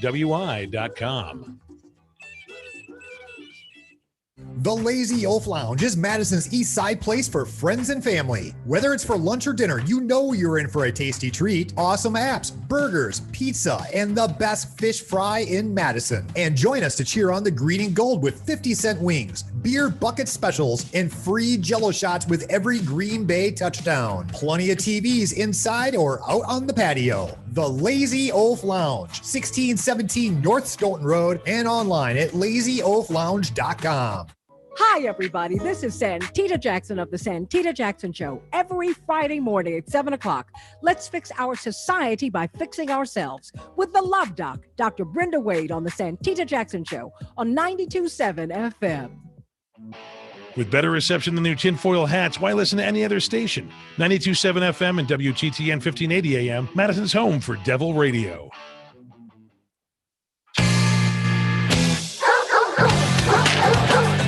Charged, never convicted. Dom and Krutz are the Devil's Advocates. We are back. Thank you for listening to the Devil's Advocates Radio Show. Phone lines are open, 844-967-2789. Crudy, just want to take a minute or two to kind of delve into a point I made before the last break. Jack Brewster from Forbes reporting. President Trump promoted a baseless conspiracy theory on Tuesday, alleging that the Obama administration covered up a plot to stage Osama bin Laden's death, a wild accusation that was posted by Twitter accounts linked to the QAnon conspiracy theory. On Tuesday afternoon, Trump retweeted an article from an account with a history of promoting QAnon conspiracy theory, alleging Biden and Obama may have had SEAL Team 6 killed and that bin Laden may still be alive. And Trump retweeted that. The conspiracy theory also alleged that that Obama had killed bin Laden's body double. The tweet linked to an article written by an author, Carrie Donovan, who identifies as an ex-community organizer who is now a homeschool mom in North Carolina, while the QAnon account who pushed the link, Oscar the Midnight Rider 1111, appears to have been banned from Twitter after Trump retweeted the message. The tweet is missing from Trump's account, and clicking on the user returns the message of this tweet from the account. This is a tweet from a suspended account. Late Tuesday night, Trump retweeted about the conspiracy theory again, sharing a tweet from a separate QAnon linked account involving a video with Nick No, identified by the Daily Beast as a conservative personality and father of a former Navy SEAL who died in Benghazi, claims Hillary Clinton and Biden colluded with Iran to arrange for bin Laden to be transferred to Pakistan for Obama's trophy kill right before his election. That's the president tweeting out QAnon conspiracy theories yesterday. You know, a number of Trump's tweets are not accessible because they may include sensitive content. Like 3 or 4 of his retweets in a row are all blocked from view, Dom, at this moment. Wow. One of the tweets I noted, I'd like to share it with you, Dom. Trump tweeted and he retweeted Sarah Parvini, California's Attorney General and Chief Elections Officer, demanded GOP campaign officials stop using private ballot collection containers marked as official drop boxes. And they, of course, were accused of propagating voter fraud. It would be illegal to do something like this, saying the boxes that have appeared in communities across the state are illegal. The LA Times was the source paper. And then you got Sarah Parvini's article or take on it. And then you got the Trump retweet. The tweeter in chief had this to say, Dom, fight hard, Republicans. They've been taking advantage of the system for years. I've never once, and I try to read the newspaper, somewhat regularly, Dom. I have never once in all my years heard any Democratic Party accused of putting out fake ballot collection boxes. Have you? No. So I'm just saying. The New York Times reporting this 2 days ago. The California Republican Party has admitted responsibility for placing more than 50 Crudy, deceptively labeled official, quote unquote, drop boxes for mail-in ballots in Los Angeles, Fresno, and Orange counties, an action that state officials said was illegal and could lead to election fraud. The dark gray metal boxes have been popping up over the last 2 weeks near churches, gun shops, and Republican Party offices, mostly in conservative areas of a deep blue state, affixed with a white paper label identifying them as either official ballot box drop-off or a ballot drop box. To the average voter, they are virtually indistinguishable from drop-off sites sanctioned by the state, which are governed by strict regulations intended to prevent the partisan manipulation of ballots. The actions of the largely marginalized state party come at a moment when Republicans and Democrats are engaged in a bitter national struggle over voting rights, with President Trump's allies accusing Democrats in Minnesota and elsewhere of undermining the integrity of the electoral process by expanding absentee voting and other measures to increase ballot access. But the Republicans are putting out boxes on their own that say official voting box. What happens? What do they do when they get them? Well, they sort them into the good pile and the trash pile, Dom. Right. I got a little bit of additional context here for you, Dom. Leaked videos showed Trump allies boasting about ballot harvesting, which the president decried as fraud. You recall that. Brad Reed. This apparently happened today, at least the leaking of the videos. Leaked videos taken from inside a secretive right-wing organization show many top conservative operatives openly advocating ballot harvesting during the 2020 presidential election, even as President Donald Trump accused Democrats of using such tactics to steal elections. The Washington Post reports that videos show longtime evangelical operative Ralph Reed, we've heard him, boasting of his plan to harvest ballots with multiple places of worship for the benefit of Republican candidates, of course, Tom. Here's what Reed allegedly said. Our organization is going to be harvesting ballots in churches. We're going to be specifically going into not only white evangelical churches, but into Hispanic, Asian churches and collecting those ballots. Trump, however, tweeted earlier this year that he wanted to get rid of ballot harvesting. It is rampant with fraud. Well, that's why Reed's organization is doing it, I would suspect, Dom. J. Christian Adams, a former Justice Department official and the president of the Public Interest Legal Foundation, was also shown on video attacking mail-in voting, which he said he wanted to stop by any means necessary. Do not be afraid of accusations that you are a voter suppressor, you're a racist, and so forth, he said, as he encouraged conservatives to go out of their way to block mail-in ballots. Block mail-in ballots? I can't figure out why 42% of Americans still like Donald Trump, but I will tell you this. You can't win a nationwide election with 42% support. So you're left with stealing ballots, harvesting ballots, and suppressing the vote. I mean, really, that's the only plan they have left. You cannot win at the ballot box if you are Donald Trump. Not if everybody votes or even close. Come back with us. More of your phone calls. Phone lines open. Vote with your phone at 844-967-2789. Just tell them you want to be a part of the greatest radio show ever.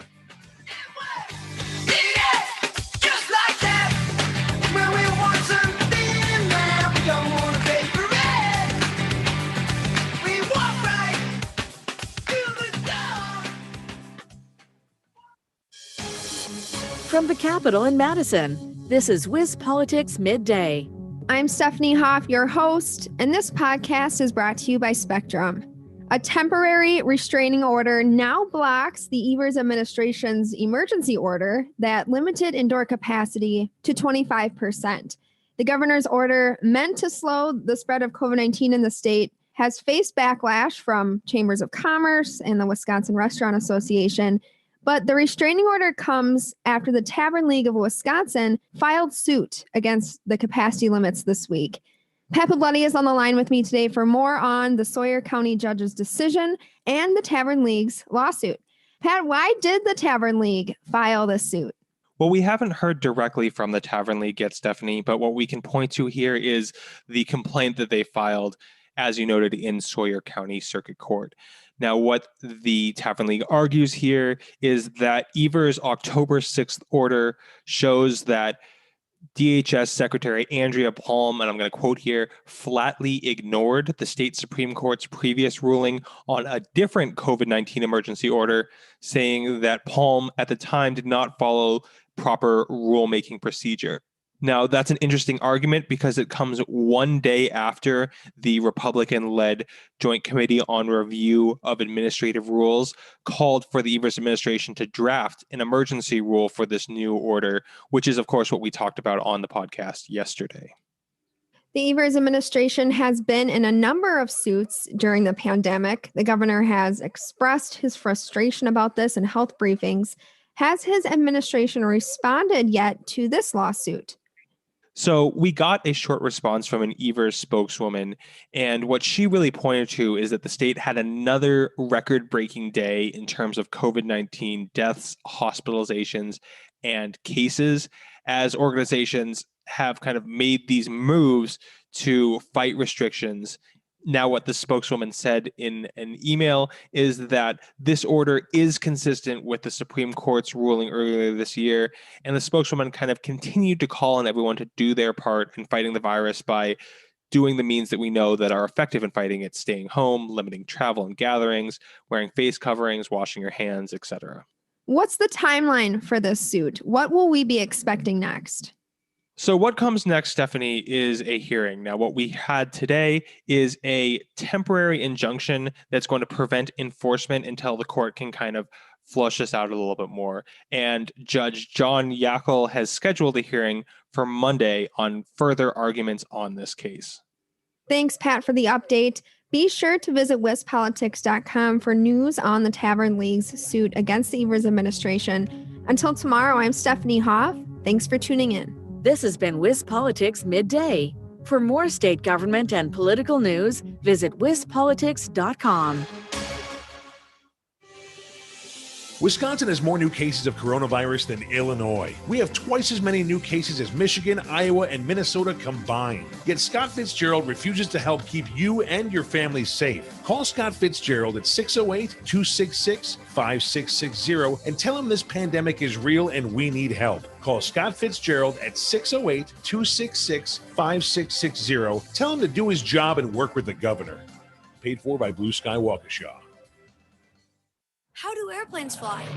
What's in this box? What does this thing do?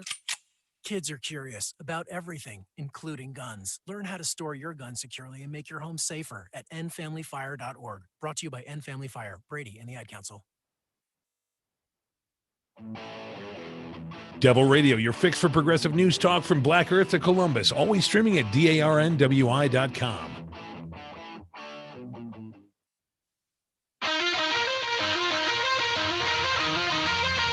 The Devil's Advocates, so relevant they have 1 foot in tomorrow.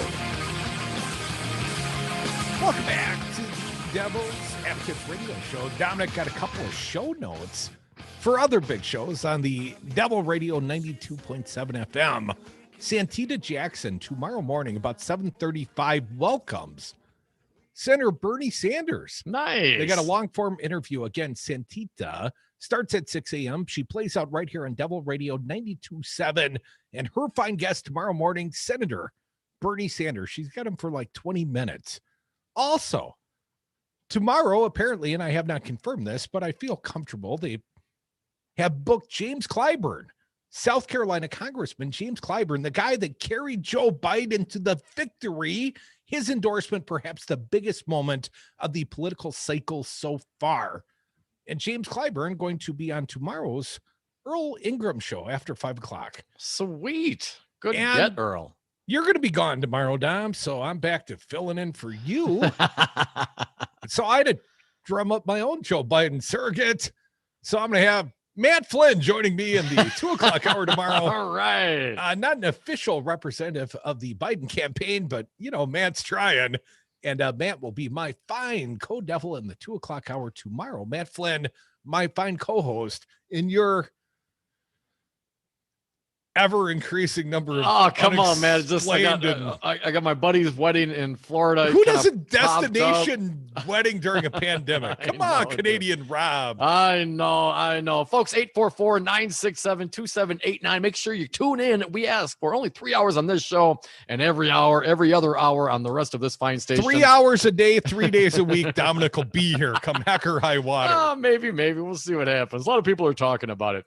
Crudy, on this issue of the Republican Party in California, putting up these 50 boxes claiming to be official vote containers, essentially. I wanted to get a little bit more out there talking about, as you mentioned, stopping these ballots from going out. One of these conservatives said, the Washington Post reporting the title here, video shows closed door sessions of leading conservative activists, as Crudy mentioned, be not afraid of the accusations that you're a voter suppressor. Robert O'Hara Jr. writing in the Washington Post. But I want to get this one out there for your consideration, Crudy. The Tom Fitton is the president of Judicial Watch. He told attendees the same day that the left is wargaming a plan to delay the election tally until after January 20th of 2021 and enable House Speaker Nancy Pelosi to become acting president. Quote, "This is kind of like crazy talk among political people," Fitton said, but added, "This is not an insignificant concern."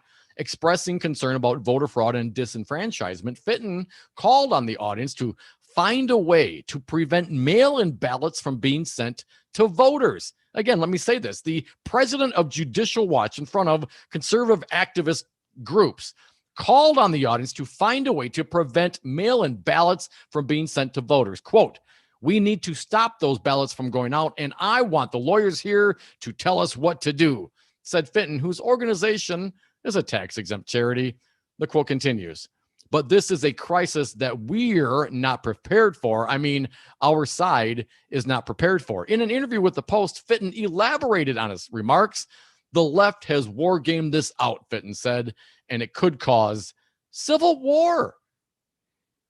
The president of Judicial Watch telling the audience to stop legal ballots from going out and declaring that this could be a civil war. I mean, you wonder why. I mean, these are the leaders of the conservative movement. Judicial Watch is a leader of the conservative movement, and this is what they are spewing. Do you think it's spewing, Dom? You don't think it's a good plan? I kind of like that plan. Oh, come on. Let's make Nancy Pelosi the president. This is just insanity. I mean, these guys are just getting up and saying anything and everything to get a rise out of the audience, man. I can't. What is he talking about? Does anybody know? And why would you specifically tell people, go stop the ballots from going out? How is that encouraging a crime? And Donald Trump tweeted something similar today, go fight, win. California Republicans, go out there and put out illegal and fraudulent, ballot collection locations. Yeah, that's great. So encourage breaking the law, encouraging the conspiracy, retweeting QAnon accounts, all within the last 24 hours. In this administration, it's going to get more bat crap crazy in the next 3 weeks. Dominic, another one of Trump's election cheating schemes just imploded. Amanda Marcotte at the Salon, this is commentary. Despite days of seemingly steroid-addled Donald Trump raving about alleged conspiracies against him on Twitter, and to any right-wing pundit who would listen, it appears Attorney General Bill Barr, usually so indulgent of Trump's various crimes and corrupt schemes, has decided not to arrest a slate of Trump's political opponents on falsified charges. Oh, why not? Unmasking probe commissioned by Barr concludes without charges or any public report. Jim Santel greatly regrets that he couldn't be here on the show today to talk about this in depth, perhaps later in the week. Dom, in your absence, unmasking probe commissioned by Barr concludes without any charges or any public report, blares the headline at the Washington Post. With that, another of Trump's hopes that he could abuse his power to manufacture an October surprise to save his reelection goes up in smoke. At this point, it's tempting to offer an explainer about what the supposed unmasking scandal is all about. But the problem here is that the whole thing is equal parts opaque and confusing. Even for those who are fully immersed in the Fox News cinematic universe, it's a bunch of gobbledygook accusations against Obama White House staff, including former VP Joe Biden, that amount to nothing, but have been sold at length with great umbrage by the overacting crowd at Fox News. Pardon me, the whole thing is confusing by design. These falsified scandals concocted by Republicans to smear Democrats, Clinton's emails, Benghazi, Whitewater, whatever the hell Trump and Rudy Giuliani have been trying to imply about Biden and Ukraine, are deliberately dense and confusing, so that no one, not even the most avid Fox News fan, can fully understand what they're supposed to be outraged by. The hope is that all viewers will tune out the details because they are indecipherable and instead simply hear a series of sinister or foreign-sounding buzzwords. Benghazi, emails, unmasking, Burisma, and assume that something bad must have happened, even if they don't understand what. It's a strategy that's been pretty successful for Republicans in the past. To this day, no one can explain what was supposedly so bad about Hillary Clinton's emails, but enough Americans assume that all the smoke must mean fire that they held the fake scandal against her at the polls in 2016. Barr quite clearly opened the investigation into this non-scandal in order to pile on more confusing news reports and bolster the illusion that something bad must have happened. Barr likely understood that this phony investigation, like others, would amount to nothing substantive, and it wasn't really meant to. The whole point is to drag out the Potemkin investigation until the election, creating a fake and confusing scandal that wannabe Trump voters could cling to in order to rationalize voting again for the racist disease vector polluting the Oval Office. But Trump, who doesn't understand the art of subtlety on a good day, got greedy. Trump has been in an obvious downward spiral brought on by his humiliating COVID-19 hospitalization. And new news breaking down, Barron Trump also tested COVID positive. But I read on. And the likely side effects of powerful drugs he is given to battle it. Unsurprisingly, then he's given a number of incoherent and aggrieved interviews to right-wing outlets while also venting regularly on Twitter. In the process, he began screeching demands that Barr arrest a whole slew of Democratic figures, including Dominic Salvia, on false charges and wild, over-the-top language that frankly removed all of the, what do they call it, Tom? Plausible deniability that there was anything substantive about the investigation. All caps, tweet by Trump, of course. Do something about this. The biggest of all political scandals in history. 3 exclamation points. You know it's a big deal, Dom. Biden, Obama, and the crooked Hillary led this treasonous plot. Again, 3 more exclamation points. Ooh. You only get so many characters on Twitter. Don't use them up. Biden should be allowed to run. Got caught. And another 3 exclamation points. Trump tweeted in what looks quite a bit like a roid rage spiral last Wednesday. The next morning, he appeared on Fox Business to rant at Maria Bartiromo. Oh, I'm so sad you missed that interview, Dom. About how the fake scandal is the greatest political crime in the history of our country and demanded that Barr arrest and indict Obama, Biden, and of course, Hillary Clinton. Doesn't every good strong man imprison their political adversaries, Crudy? I'll bring it home from here from salon.com. Concocting a fake scandal to smear Democrats requires some amount of restraint. Republican officials can't just arrest Democrats willy-nilly on false charges that will get thrown out immediately in court. That's likely to blow back in their faces as the scandal becomes about abuse of power and turns the innocent people arrested, all of whom are very famous, into martyrs. No, the strategy, which has worked really well, exclamation point, has been to use federal resources to run a bunch of phony investigations that create the illusion of scandal, all without crossing the line into illegal activity that could result in actual consequences for corrupt Republicans. I'm talking to you, Rojo. But Trump, especially when he's all hyped up on steroids and humiliation, couldn't help himself. He's the same guy who bragged that he likes to commit sexual assault because when you're a star, they let you do it. He lives to cross lines and test boundaries. He's also hobbled by impulsive and short-term thinking and couldn't see past how powerful he would feel by arresting these people to see how an abuse of power scandal would only damage him. Trump gave the game away. Any effort to pretending this unmasking investigation was legitimate was now pointless in the face of the angry old psychopath raving about how people who oppose him politically should be arrested. It's impossible to read Barr's mind and conclusively determine that he decided to wrap up this phony investigation and allow a bunch of Trump-damaging headlines about it because of Trump's downward spiral and the very public demands that Barr cross the line into blatantly illegal behavior. But it's hard to deny the timing here. This is just the latest in a long list of schemes by Trump to abuse his federal powers to cheat the 2020 election. Last week, Greg Sargent of the Washington Post listed all the failed conspiracies, from Trump trying to fake a Biden-Ukraine scandal, to Trump tear-gassing innocent protesters, to Trump trying to rush a COVID-19 vaccine for October, to his new effort to levy fake unmasking accusations against Democrats. Trump has definitely spent more time abusing his office to cheat the 2020 election than he has on governing in the past 4 years. But he's about as good at conducting corrupt conspiracies as he was at running his business, which is to say, not at all. All that said, it would be unwise for anyone to relax just yet. Trump has made his intentions to steal the election quite clear, and while he may be incompetent, he does have plenty of competent people working for him. The conspiracy to steal the election by attacking the mail-in voting system is still up and running. It is still critical that everyone do their part to keep Trump from monkeying with vote counting in an attempt to steal the election.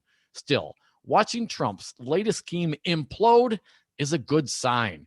He's very bad at rat effing and keeps getting in the way of the people who actually know how to pull such shenanigans off. He is not the criminal mastermind so many people have convinced themselves he must be, but an incompetent fool who got really lucky in 2016. He can be defeated as long as people do not get complacent. Amanda Marcotte, writing at thesalon.com. Now, that seems like a topic that Scott Walker should be brought on as a consultant. Electoral cheating, Scott Walker, he was good at that. Governing less so, much more Trump-like in that regard. Hell, didn't Roger Stone accuse Scott Walker of stealing elections in the state of Wisconsin? Like 5 of them. Come back with us. More Devil's Advocates on the other side. Your calls always welcome here. 844-967-2789. You can call, you can text, or you can always tweet us out at Devil Radio. We respond to some or all callers. Often not you, George, you surly conservative bastard. Come back with us. More Devil's Advocates on the other side.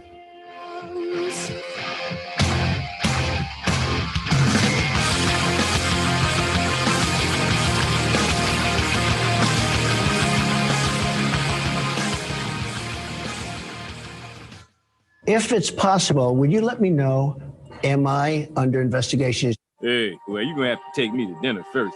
We had a very nice dinner, and at that time he told me you are not under investigation. In prison, dinner was always a big thing.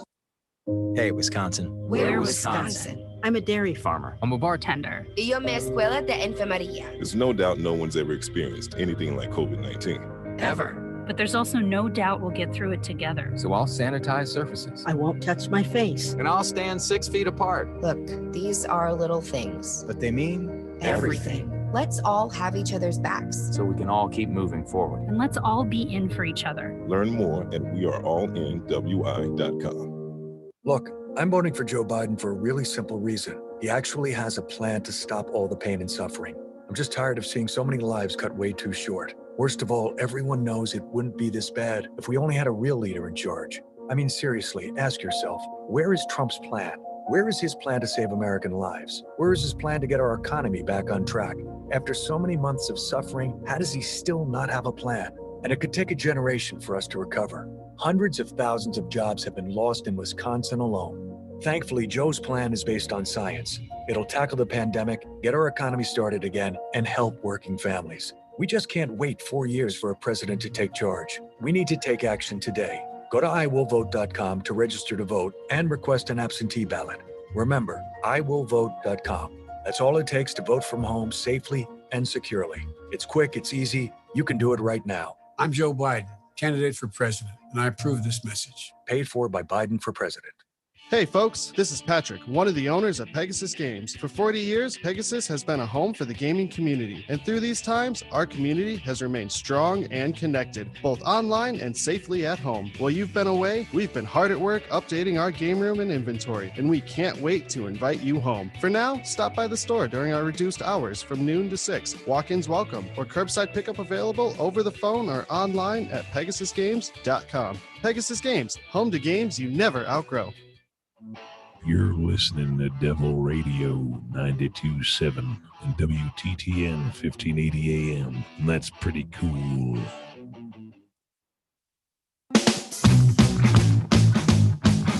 Ass, grass, or cash, nobody rides for free.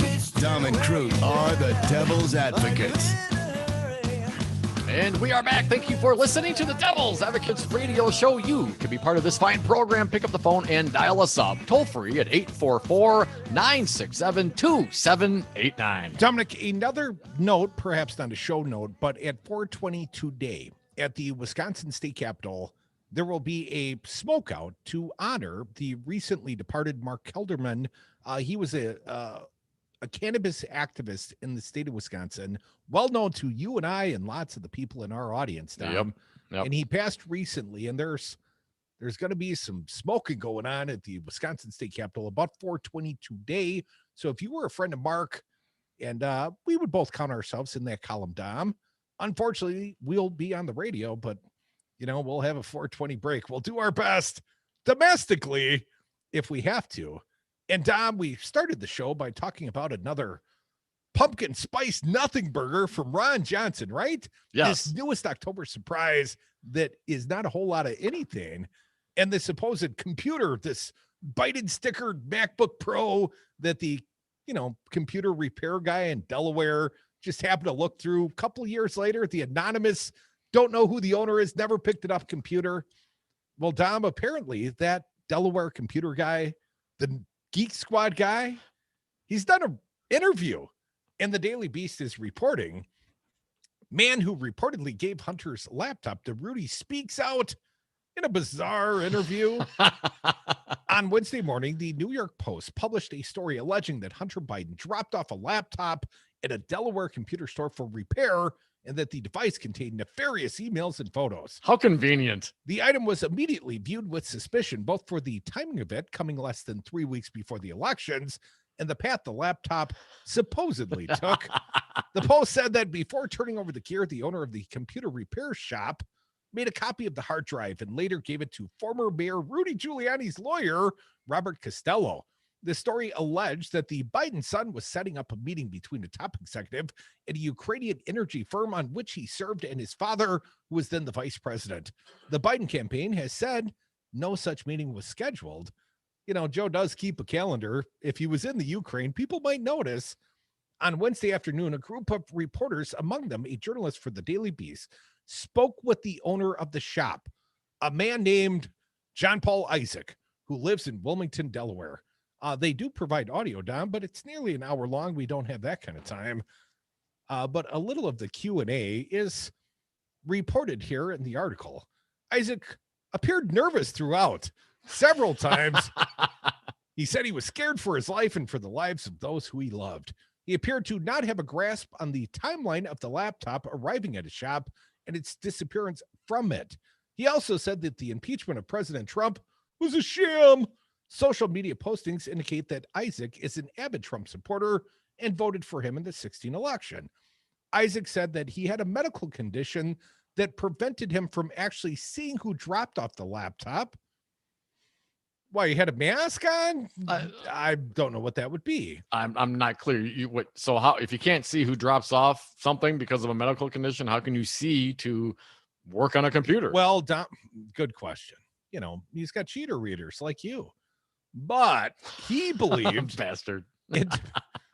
Well, the weak of mind and eyes have the cheater readers, but I just like to squint down. Yeah. And those blurry words I read aloud and stumble over, I just figure you and the audience will You know, get just the gist bear of it. with. That's right. Let me read on if I can through my blurry eyesight. He said that Hunter Biden actually dropped off 3 laptops for repair, an abundance of hardware that he chalked up to the Biden son being rich. Apparently, the sticker, Dom, was a sticker from the Beau Biden Foundation. Not apparently a Biden for president sticker from 1988 that just happened its way on a MacBook. Throughout the entire interview, Isaac switched back and forth from saying he reached out to law enforcement after viewing the files in the laptop to saying that it was actually the Federal Bureau of Investigation that reached out to him. At one point, Isaac claimed that he was emailing someone from the FBI about the laptop. At another point, he claimed a special agent from the Baltimore office had contacted him, and he alerted the FBI to the device's existence. At another point, he said the FBI reached out to him for help accessing the drive because they don't have their own computer guys. They need the guy from Delaware. Yeah. Isaac referenced the infamous Seth Rich conspiracy theory that holds that a DNC staffer who police say was murdered in a botched robbery was actually killed off by Clinton allies because he leaked committee emails as a reason for his paranoia. Well, Seth Rich, well, at least it's well-founded. He said he made a copy of the hard drive for purposes of personal protection. You know, blackmail if necessary, Dom. Here's a quote. They probably knew I had a copy because I was pretty vocal about not wanting to get murdered, he said. Well, good thing. I mean, if you don't say you don't want to get murdered, you know, someone might accidentally murder you. So I'm going to have a copy. Isaac refused to answer specific questions about whether he had been in contact with Rudy Giuliani before the laptop drop-off or at any other time before the publication. Pressed on his relationship with Giuliani, he replied, when you're afraid and you don't know anything about the depth of the waters that you're in, you want to find a lifeguard. Oh, you chose poorly. Seeming to realize he'd said too much, he added, and then a profanity. So, Rudy, was your lifeguard? The reporters asked. No comment, he replied. And this is what the subject of investigation by Senator Ron Johnson's Senate committee. Clearly well vetted, Dom. Homeland Security and Governmental Affairs. He can't tell the same story twice. Now, they would call that inconsistencies in law enforcement, would they not? I believe they would. But prime material for a HISGAC investigation. Oh, yeah. But not Stormy. Not Stormy, right? No. None of that. Chairman of the HISGAC committee, Ron Johnson, on our show telling us why the actual documented, evidence produced Trump's signature on the check payoff of a porn star is not worthy of investigation. But this, the crazy Delaware guy quoting Seth Rich conspiracy theories to justify his own paranoia. And of course, the FBI needs this guy desperately. They want this guy. They need him on that wall to get to the bottom of the supposed Biden nepotism, which of course Trump and perhaps even Ron Johnson are both very guilty of in their own regard. I'm not saying it's criminal. I'm just saying they all do it. Come back with us. More Devil's Advocates, the happy hour, the hump day happy hour. It commences right about now.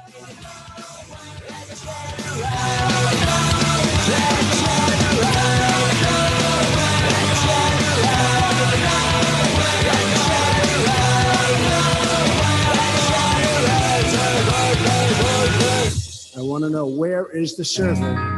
I want to know where is the server and what is the server saying. It is a 96-ounce prime-aged beef steak. And if you or any member of your party orders the old 96er and finishes, everybody eats for free.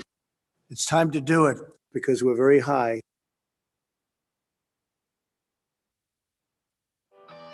Do you know the Devil's Advocate started as a podcast? Just two buddies talking into an iPad because we thought we had something to say. Do you have something to say? Let Devil Radio guide you. Launch your own broadcast quality podcast. Utilize our studios and staff, our hosting platform, and we will even promote your podcast on Devil Radio. Monthly packages start at just $295. Devil Radio's podcast platform to launch immediately after the election. Call today to learn more. 608-819-TALK. Lando Commando at Knucklehead CBD and Vape, State Street's one-stop shop for all your CBD and vape needs. Check out the website, knuckleheadcbd.com, for an in-store menu and growing online catalog. Shop is open 10 a.m., 8 p.m. every day. New delivery options available. Knucklehead CBD and Vape, safest place in Madison, high above State Street. Stream the Devils and progressive news and talk 24/7 at the Devil's Advocates Radio Network, Wisconsin. That's DARNWI.com. That's DARNWI.com. You are listening to WTTN 1580 AM Columbus and W224EG 92.7 FM Madison. Always streaming at Talk 92.7 FM. AP News. I'm Ed Donahue. Another member of the Trump family has tested positive for the coronavirus. Barron's fine. Melania Trump says her teenage son, Barron, tested positive. Here's the AP's Sagar Magani. In a post on the White House website, the First Lady says her fear came true after both she and the president contracted COVID-19. 14-year-old son Barron tested positive as well after first testing negative. She writes, luckily, he's a strong teenager and exhibited no symptoms and has since tested negative again. Mrs. Trump also gave details about her own case, saying her symptoms hit at once in what seemed like a roller coaster, body aches, a cough, and headache. She says she went a more natural route in terms of medicine, opting for vitamins and healthy food. Sagar Magani, Washington. President Trump is happy with what he's seeing and hearing from Capitol Hill. Amy is doing a fantastic job. Senate Judiciary Committee Chair Lindsey Graham is presiding over the Supreme Court nomination hearing for Amy Coney Barrett. And she's going to the court. Seat at the table is waiting on you. Delaware Democrat Chris Coons says he's worried Barrett would shift the balance of the court to become more conservative. In my reading of your work, nothing has alleviated my grave concerns that rather than building on Justice Ginsburg's legacy of advancing privacy and equality and justice, I'm concerned, in fact, you will take the court in a very different direction. Coons says he's worried about Barrett's willingness to revisit settled precedents. President Trump will be in Iowa, one of a number of Midwest states with a spike in coronavirus cases. Crews are being sent as hot, windy conditions renewed wildfire threats in Northern California. Massive fires have already destroyed hundreds of homes and killed or injured dozens of people. Wall Street, the Dow finished down 165 points. This is AP News. Donors choose. Support a classroom. Build a future. Did you know that every year, public school teachers spend nearly $500 of their own money for student supplies? Let's do the math. That comes out to over $1.2 billion a year. And that's just not right. At Donors Choose, we want students and teachers to have the tools they need for a great education. And now, more than ever, they need your help. Here's what you can do. Go to donorschoose.org and choose from teachers' requests that support reading, math, science, history, and more. Once the request is funded, we'll take care of shipping everything directly to the teacher. It's that easy. You'll receive thank you letters and photos from students and teachers and a report of how every dollar was spent. Teachers' needs have never been greater. Learn more at donorschoose.org. Donors choose. Support a classroom. Build a future. Furnished by Donors Choose. Mark Gregory. Wash your hands, avoid sick people, and touching your face. There are everyday actions to help prevent the spread of respiratory diseases. Visit cdc.gov/COVID-19. Brought to you by the National Association of Broadcasters and this station. This is Tony with Quality CBD. We are located on Willie Street across from the co-op. At Quality CBD, we are vertically integrated. From soil to oil and seed to sale, we grow, extract, manufacture, and distribute quality CBD oil. We also have contact-free delivery options at qualitycbd.org. Quality CBD. Legal, local, legit. I'm Rocker, and this is my vodka, distilled right here in Madison, made from corn and gluten-free. Try Rocker Vodka at Sal's Dark Horse on Livingston or Sugar River Pizza in Verona. Find Rocker Vodka at Star Liquor, Woodman's, Willie Street Co-op, Vic Pierce, Steve's Liquor, Total Wine, Miller & Sons, and more at rockervodka.com. At Chad's Design Build, we have always been uncompromising about creating a safe and healthy home during your renovation and after. As we pause to allow our community to confront this crisis, we remain vigilant and determined to find a safe way to resume the essential work of maintaining and improving homes in our community. With love for each other, we'll find a way to carry on. We wish you all good health, strength, and wisdom. On behalf of the entire team at Chad's Design Build, this is Chad Spade. Stream the Devils and Progressive News and Talk 24/7 at the Devil's Advocates Radio Network, Wisconsin. That's DARNWI.com. That's DARNWI.com.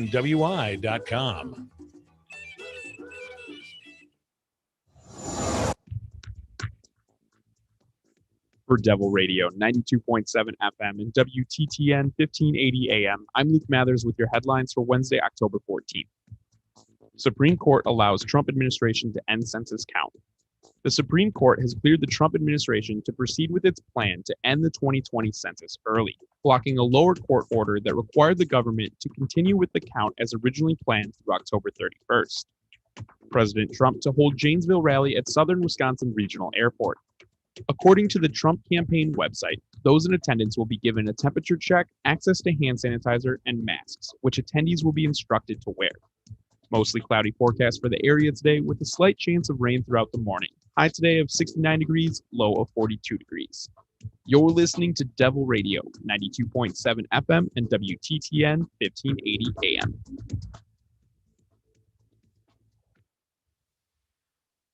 Warning, you are about to listen to the greatest radio show ever. And due to contractual obligations and to shield our airwaves' corporate licensees from any semblance of liability, responsibility, and gullibility, we must tell you the views represented on this show are not necessarily those of this station or its management. This radio show contains differing points of view on current political topics, and due to the nature of its contents, it should be heard by everyone. Thank you for listening. Now live from the heart of liberal Wisconsin, where the political party is just beginning, welcome to the Devil's Advocate Show. Best friends proving it's never personal, only politics. Please allow me to introduce myself. Now here are your hosts, Dom and Crute. Welcome back to the Devil's Advocates Radio Show. Dominic, we are sliding into the 4 o'clock Hump Day Happy Hour. And I'm happy to announce we're broadcasting from the heart of the coronavirus epicenter of the nation. We're number one. We're number one. More troubling and sad headlines at the Journal Sentinel. Wisconsin reports 3,107 new cases, 28 additional deaths, and the state opened the overflow hospital at the state park. Well, see, the Republicans must be happy now because I know they were so concerned about why we even, prepped that facility for this. Well, now it's getting used. Republicans, well done. If I heard righty whitey talker Dan O'Donnell whining about the overflow and the wasted, squandered expenditure of the overflow hospital at State Fair Park, if I heard it once, I heard it a dozen times, Dom. Let me jump into this briefly. Wisconsin Department of Health Services reported 3,107 new cases, 28 additional deaths due to the coronavirus Wednesday, continuing a trend of new infections and deaths that far outpace even the earliest weeks of the virus. Case counts and hospitalizations are more than double and triple what they were a month ago. As of Tuesday, 959 people were hospitalized due to the virus in Wisconsin. 243 of them are in the intensive care unit. And the state is set to open a 530-bed field hospital at State Fair Park in West Dallas to free up bed space at hospitals and to treat coronavirus patients who require less than hospital-level care. Well, that's supposed to happen today, Dom. the very same day when a judge ruled what specifically, that's time to go back to the bars. Crudy, the coronavirus infections in the state of Wisconsin, as you mentioned, 3,107 cases today. That seems really high, but yesterday was the record-setting day, Crudy. The pinnacle. If that's what you want to the call best. It. What was it? 3,400-ish yesterday, and 30 some deaths.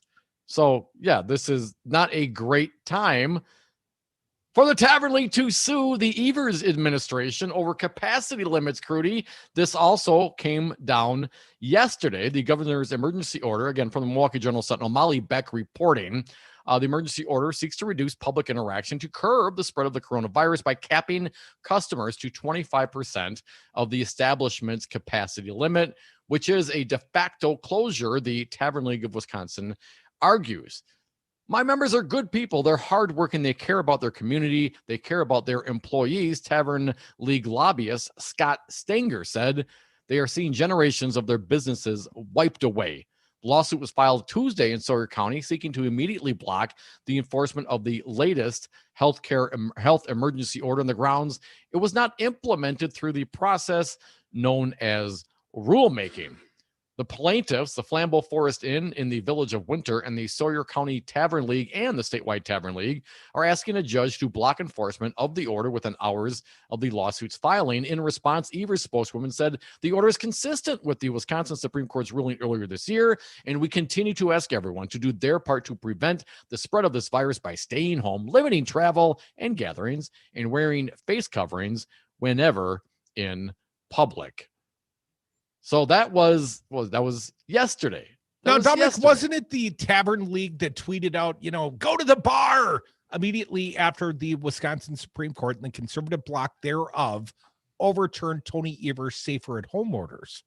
That was earlier this year. You'll recall? I do recall. And their response was, let's go to the bar, everyone. And hell, I'm a Wisconsinite just like you are, Dom. I like to party like you like to party. But this is not safe behavior. And I certainly understand the financial pain that our friends that own bars are feeling right now. I mean, once upon a time, we had a fair number of people from bar ownership as a segment of our sponsors. We miss them. Yes. Because they should not be advertising to exceed capacity, Dom, when there is a public health pandemic going on, and we are amongst the worst in the nation, and by extension, amongst the worst in the world currently, today. So let's go to the bar. Before we update the story, again, yesterday, Molly Beck in the Milwaukee Journal-Sentinel, Evers said the new limits were crucial in reducing the spread of the virus, which Palm says can be exacerbated in environments like bars where people are talking closely without masks. And let's not forget, people get a few cocktails in and they get a little spittle going on. I love you, man. I love you too, man. Stenger, the lobbyist, Evers said, pardon me, talking closely without masks, the lobbyist for the Wisconsin Tavern League, Stenger, he disputes that, saying there's no evidence the outbreak is being fueled by bars, and said he suspects the explosion of cases was in large part a result of college campuses reopening. And now, the UW-Madison has a 1% infection rate, and I believe it was your buddy Ron Johnson on this show that said we should limit attendance and people going into the bars. They need to get their facts straight, Dom. One final quote from the lobbyist. We are somehow made out to be a scapegoat, he said. 25% is basically closing us. If you close us, then compensate us. If you close us, then compensate us. What was the PPP all about? And why won't Republicans actually legislate any sort of relief for small businesses here in the state of Wisconsin? It ain't Tony Evers that's the logjam to compensate you. It would be the Republicans serving in the State House, the Assembly and the Senate. They haven't met in like a half a year, Dom. There is no relief coming from the state. Apparently, there's no relief coming from Trump. And the only relief that's coming out to anyone at this point, as far as I can tell, are grants coming from the Wisconsin Economic Development Corporation. But I don't think opening up the bars and infecting all your former, favorites. Hey, Norm, you got the COVID yet? Join the COVIDiot Club. Dominic, I'm not the only one that feels strongly on this topic. No? Now, there's a lady here in Madison, and she's soon to be an assembly person, Francesca Hung. Favorite to win assembly seat in Madison, uses the C word to describe the tavern lobbyist. And in this case, I don't think it's COVIDiots. Let me read. The odds-on favorite to win a Madison seat in the state assembly use the C word this week to describe the leaders of the Tavern League of Wisconsin for suing the governor over part of his COVID-19 response plan. Now, I'm going to quote her as much as I can on the FCC regulated airwaves. All right, be careful. She's been on this show, and we've also done primary debates that she participated in. Please note that the corrupt, crooked, and COVIDiots, insert your own C word here, at the Tavern League do not represent the interest of all bars and restaurants. Since March, I have pleaded that we need united messaging, a plan and a policy in place to protect public health and the local economy. We still have neither, Francesca Hung tweeted late Tuesday. Her tweet, using a word that disparages women, had received more than 500 likes by Wednesday morning. But as some cheered Hung on, the top Democrat in the assembly said through a spokesman that her use of the word was inappropriate. She's not elected yet. Hong, a Democrat and the co-owner of a restaurant, Morris Ramen, is running to fill an overwhelmingly Democratic seat in the assembly. In a statement and a string of tweets Wednesday, Hong said that people should be focused less on her use of the C word and more on the Tavern League, which she contends is putting profits ahead of human lives. A swear word might break political decorum, so I'll stop using it when they drop their lawsuit against the governor and his capacity limits, she said. Now, I like this girl. That's the kind of response I'm looking for out of more of the Democrats in the state of Wisconsin. Perhaps not profane or, rough, but fighting. She's got some fight in her belly, Dom. A little bit more. The league, whose board members consist of 7 men and 6 women, is a powerful force in the state capital. Yes, they are. We are the only state in the nation where drunk driving is not a criminal offense. I read on. Nothing about the Tavern League lobby and the C words over there has anything to do with that. I feel quite confident, Dom. The group's lobbyist, Scott Stenger, did not immediately react to Hung's criticism. It's because he's a C word, Dom. Hung's tweets were referring to the lawsuit filed Tuesday by the Tavern League against Democratic Governor Tony Evers for his order last week that told bars and restaurants and stores to operate at 25% of capacity to help contain the spread of coronavirus. A Sawyer County judge on Wednesday blocked Evers' order as he considers the case. Do you know what else the judge in Sawyer County said? Besides blocking the order and going along with the Wisconsin Tavern League? What? Yeah, Andrea Palm needs to come testify. What, in Sawyer County? Physically show up in front of the judge? That will be necessary, but that was the request of the judge. Hong won a 7-way Democratic primary in August for one of the most liberal assembly districts in the state. The district was previously represented by our pal Chris Taylor, an outspoken Democrat whom Evers appointed to the Dane County Circuit Court this summer. A spokesman for Assembly Democratic Minority Leader Gordon Hentz of Oshkosh called Hong's use of the C word improper. Rep. Hentz does not believe that it's an appropriate term to use. Patrick Hall, the Republican running against Hong, called her use of the C word offensive. It's a word that hurts a lot of people when it's used, even if it's not directed at them. To throw this word out in what is meant to be an attack on small business group, no matter what your feelings are about them, is completely inappropriate and shows a distinct lack of caring about oppression and the struggles that so many women have faced. Now, Hung's the woman, right? And he's the Republican man that would try to take away her right to choose her own reproductive rights. Crudy, Molly Beck at the Journal Sentinel also concludes this updates on this article. It leaves much of the state without any restriction on public interaction at a time when the virus is surging, but some counties have opted to enforce their own orders like Madison and Milwaukee. Come back with us more. Devil's Advocates, the happy hour. It continues. 4:20 break. Smoke one for Mark Kelderman. Hey, Talk the bar! The whole f***ing bar! We really don't know if I have the authority to do that. Was it over when the Germans bombed Pearl Harbor? Holy mackerel, folks. Are you a small business owner or professional that would like to be featured in your own weekly Ask the Expert radio segment or show on Devil Radio? Let us help you in your business. Team with our broadcast professionals to create the right show or segment, setting you apart as the go-to professional and as an expert in your field. All shows and sponsored segments are podcasted. It will be professional broadcast quality. Packages from $395. Call Devil Radio today at 608-819-TALK. When it comes to computers, Madison Computer Works has been the leader in computer help, service, and support for more than 35 years. Our friendly techs have the expertise to help you choose the right computer for your needs. We make it easy to get a new computer by moving your data, reinstalling programs, and setting up your printers and email for you. Our competitive pricing and awesome tech support make moving to a new computer painless and affordable. Whether servicing your old computer or buying a new one, we'll help you do it right. Madison Computer Works, computers that work for you. Stream the Devils and progressive news and talk 24/7 at the Devil's Advocates Radio Network, Wisconsin. That's DARNWI.com. That's DARNWI.com.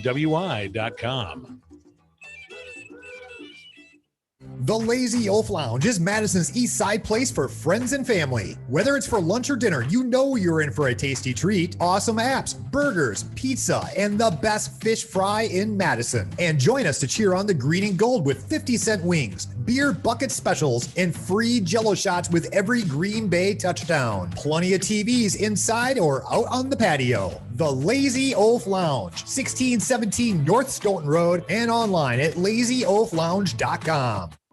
Hi, Madison. This is Santita Jackson of The Santita Jackson Show. Every Tuesday morning at 7:30, please join Madison's own John Nichols of The Nation magazine as he unpacks the politics of the day right here on The Santita Jackson Show.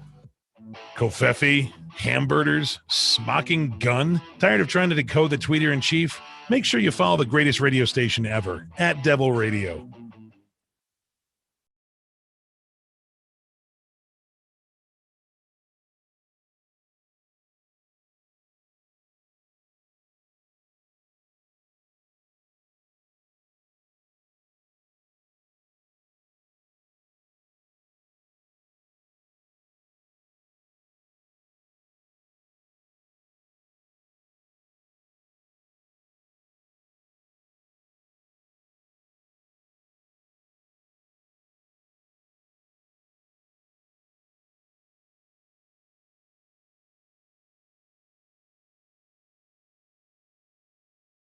Fine, I know.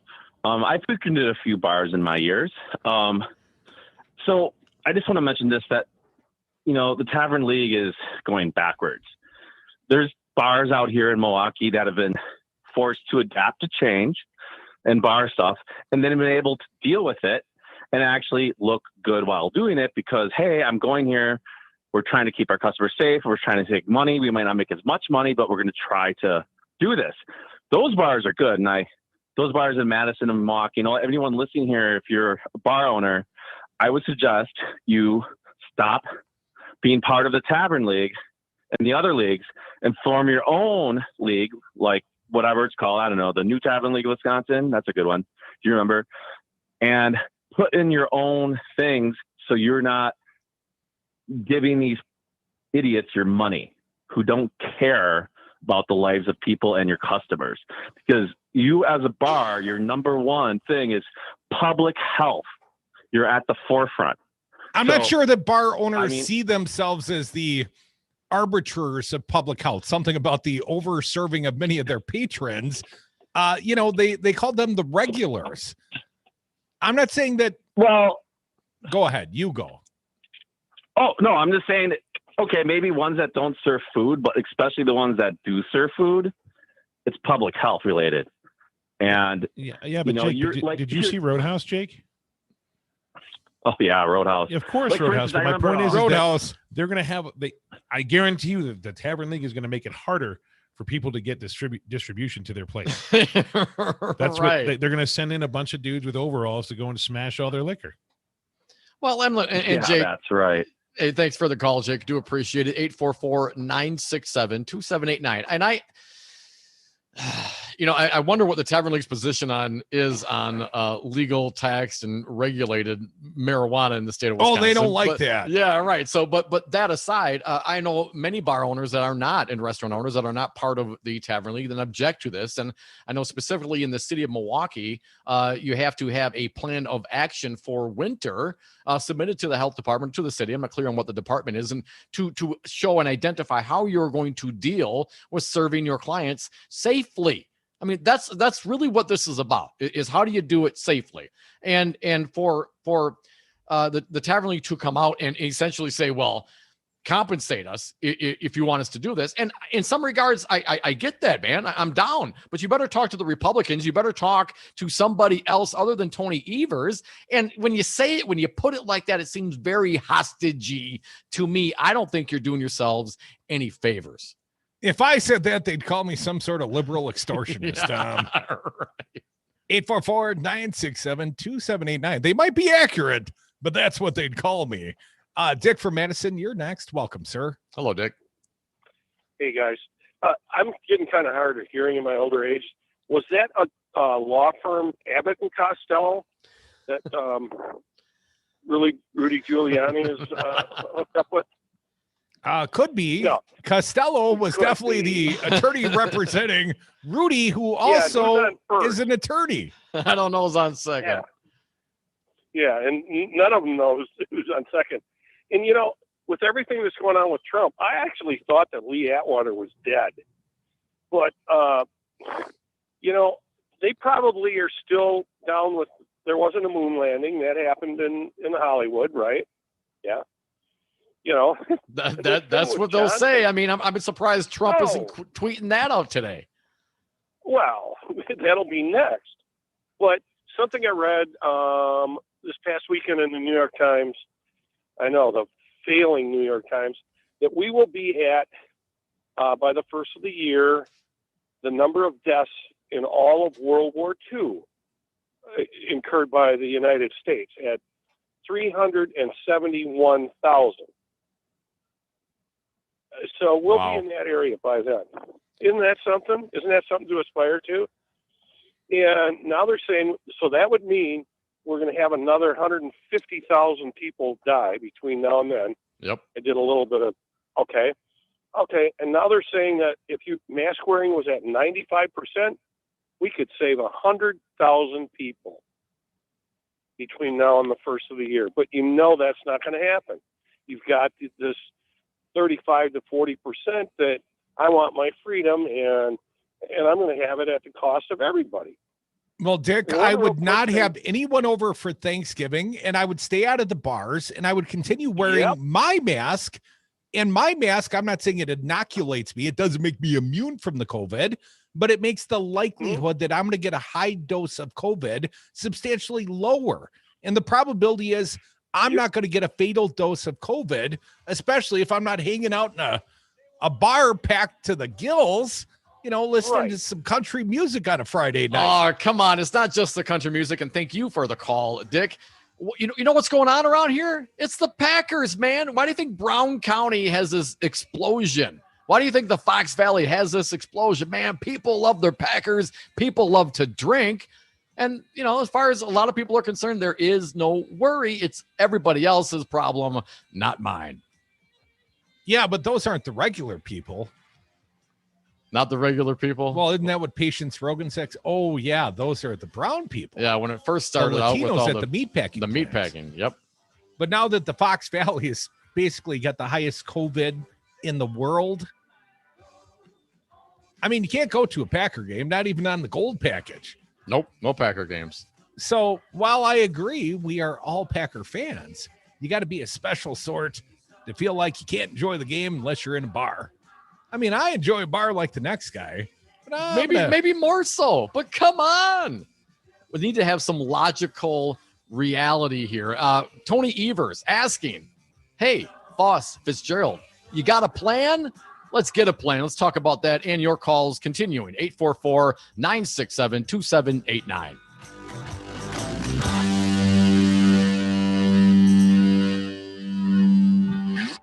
Sometimes I had too many beers. Kind of grabs you by the boo-boo, don't it? Roadhouse.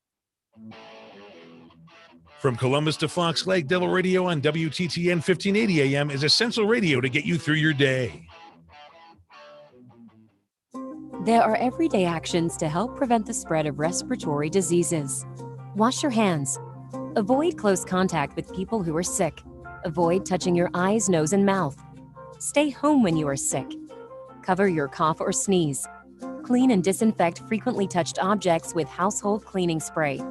For more information, visit cdc.gov/COVID-19. This message brought to you by the National Association of Broadcasters and this station. Stream the Devils and Progressive News and Talk 24/7 at the Devil's Advocates Radio Network, Wisconsin. That's DARNWI.com. That's DARNWI.com. Whiz Cannabis Radio is brought to you by Herbal Aspect, Madison's #1 CBD brand. You can catch the show live on our social channels. Just search for Whiz Cannabis Radio. Herbal Aspect is a local, black-owned small business. For more information, go to Herbal Aspect. Trump and the coronavirus. I'm Tim McGuire with an AP News Minute. First Lady Melania Trump says 14-year-old Barron Trump once tested positive for the coronavirus, but after showing no symptoms, has since tested negative. President Trump tells the Economic Club of New York that a win by Joe Biden would wreck the nation's economy. The policies of the left would unleash a long-lasting economic catastrophe of unimaginable proportions. Supreme Court nominee Amy Coney Barrett, in her final round of Senate questioning, says she's a judge committed to the strict reading of the Constitution. She also holds deep personal and religious beliefs, but will keep an open mind. She told Senator Richard Blumenthal that she needed a break after yesterday's questioning. I did have a glass of wine. I'll tell you that I needed that at the end of the day. Well, let me just say on that kind of point, you have a right to remain silent. If she is confirmed, the court would shift to 6 conservatives and 3 liberals. I'm Tim McGuire. Donors choose. Support a classroom. Build a future. Did you know that every year, public school teachers spend nearly $500 of their own money for student supplies? Let's do the math. That comes out to over $1.2 billion a year. And that's just not right. At Donors Choose, we want students and teachers to have the tools they need for a great education. And now, more than ever, they need your help. Here's what you can do. Go to donorschoose.org and choose from teachers' requests that support reading, math, science, history, and more. Once the request is funded, we'll take care of shipping everything directly to the teacher. It's that easy. You'll receive thank you letters and photos from students and teachers and a report of how every dollar was spent. Teachers' needs have never been greater. Learn more at donorschoose.org. Donors Choose. Support a classroom. Build a future. Furnished by Donors Choose.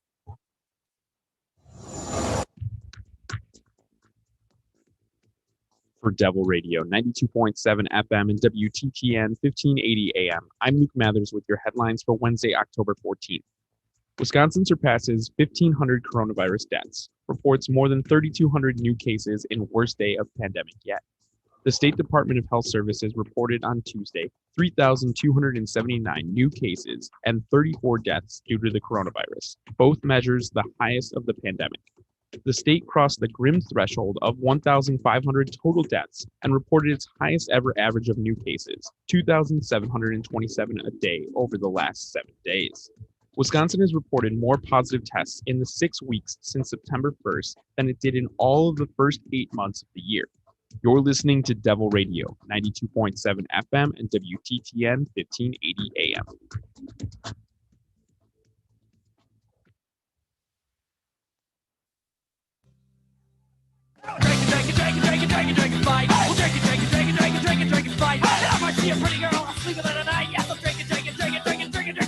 Bring it? Oh, it's already been brought in.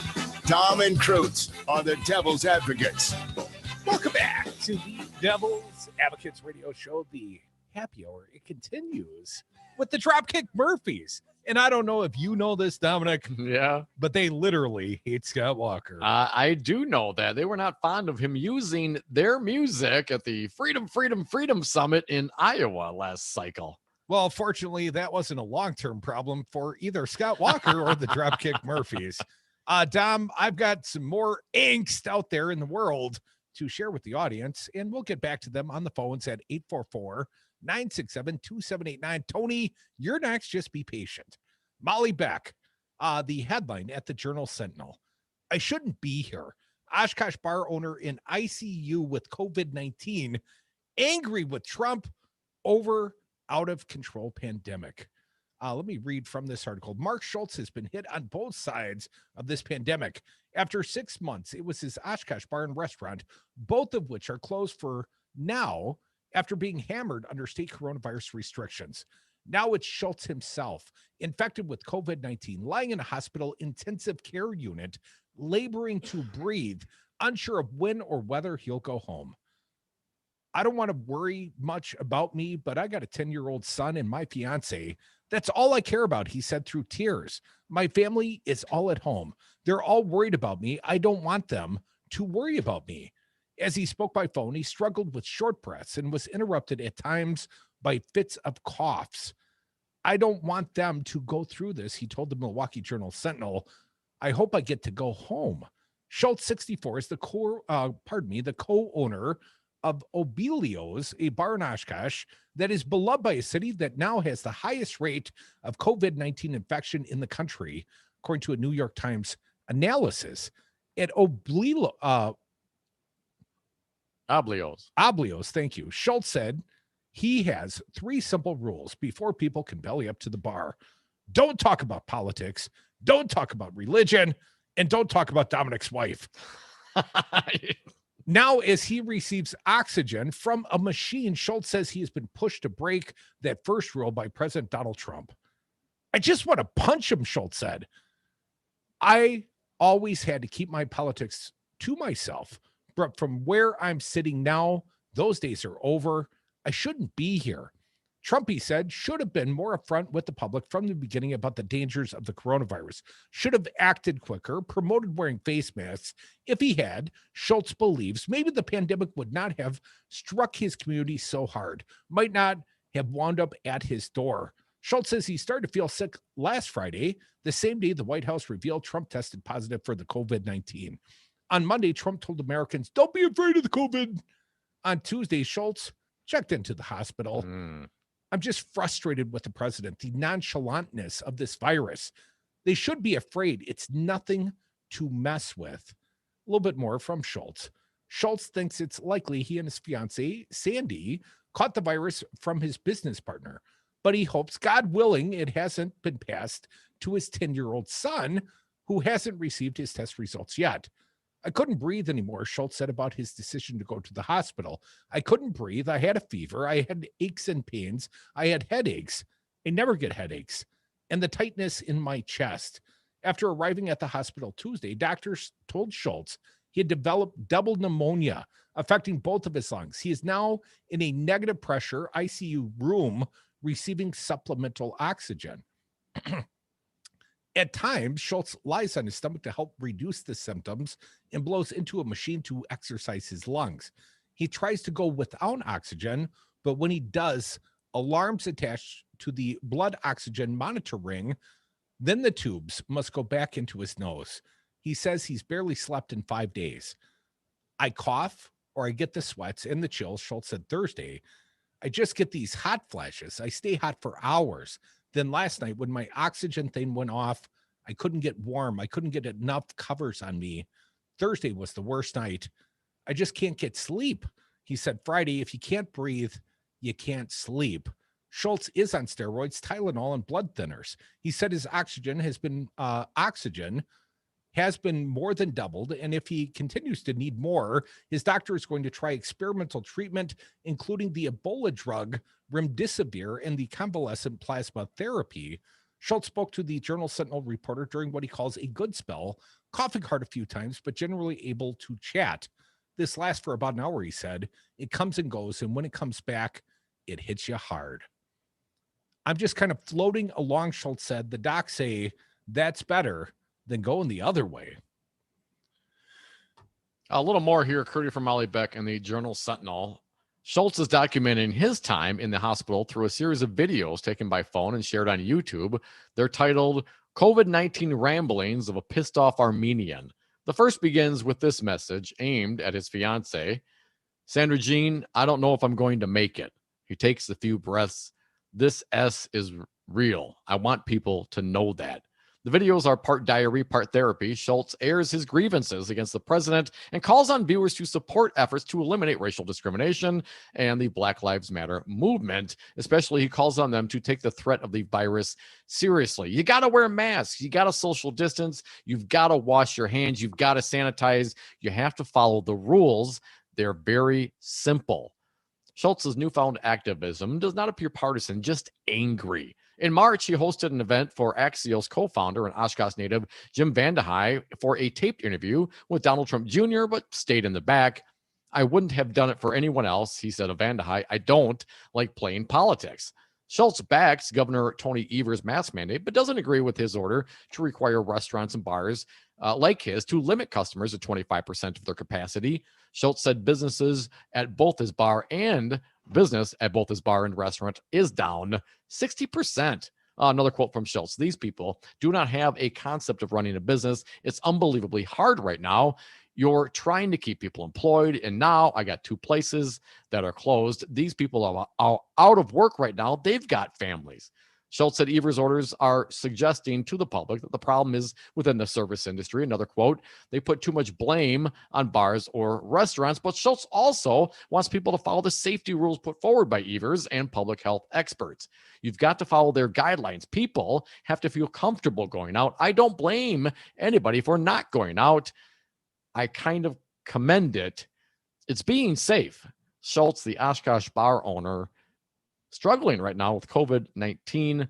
And really, Curdy, we've had this discussion over and over the course of the years of the, what's the proper behavior and discussion in a bar. And he took this philosophy, which I totally disagree with, to not talk about politics, not talk about religion, and not talk about Crudy's wife. I mean, what are we talking about? We're just going to sit around talking about sports and the Packers? I mean, politics and religion, these are important aspects of our lives. They need to be debated. And sometimes, having a drink and, getting to know someone and expanding your horizons and having conversations, well, those are all good things. You should never, ever discourage good, honest communication and debate.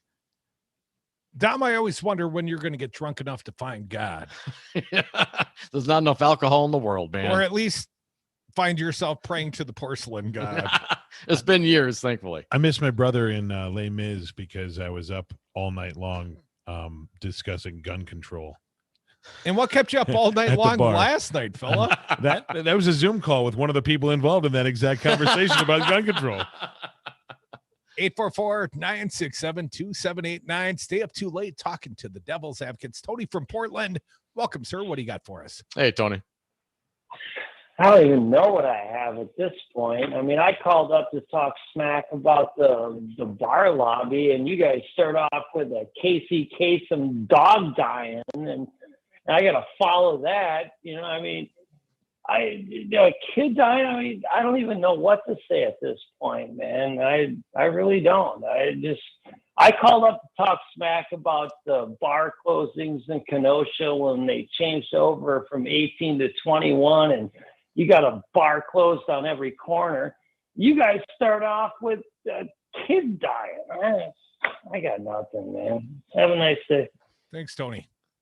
Not sure you who guys died. are coming at me and you're going to tell me about this dog dying? I don't understand. If you have a minute, go and look up Casey Kasem and dog dying. It's a fun little rant that Casey Kasem goes on, and it's directed at his producer. 844-967-2789. Thank you, Tony. I feel like I'm watching QAnon conspiracy theories on Fox News right now. I don't understand what any of you are talking about. WKOW.com. We throw this one out there, Crudy. Governor Evers' letter to GOP leaders.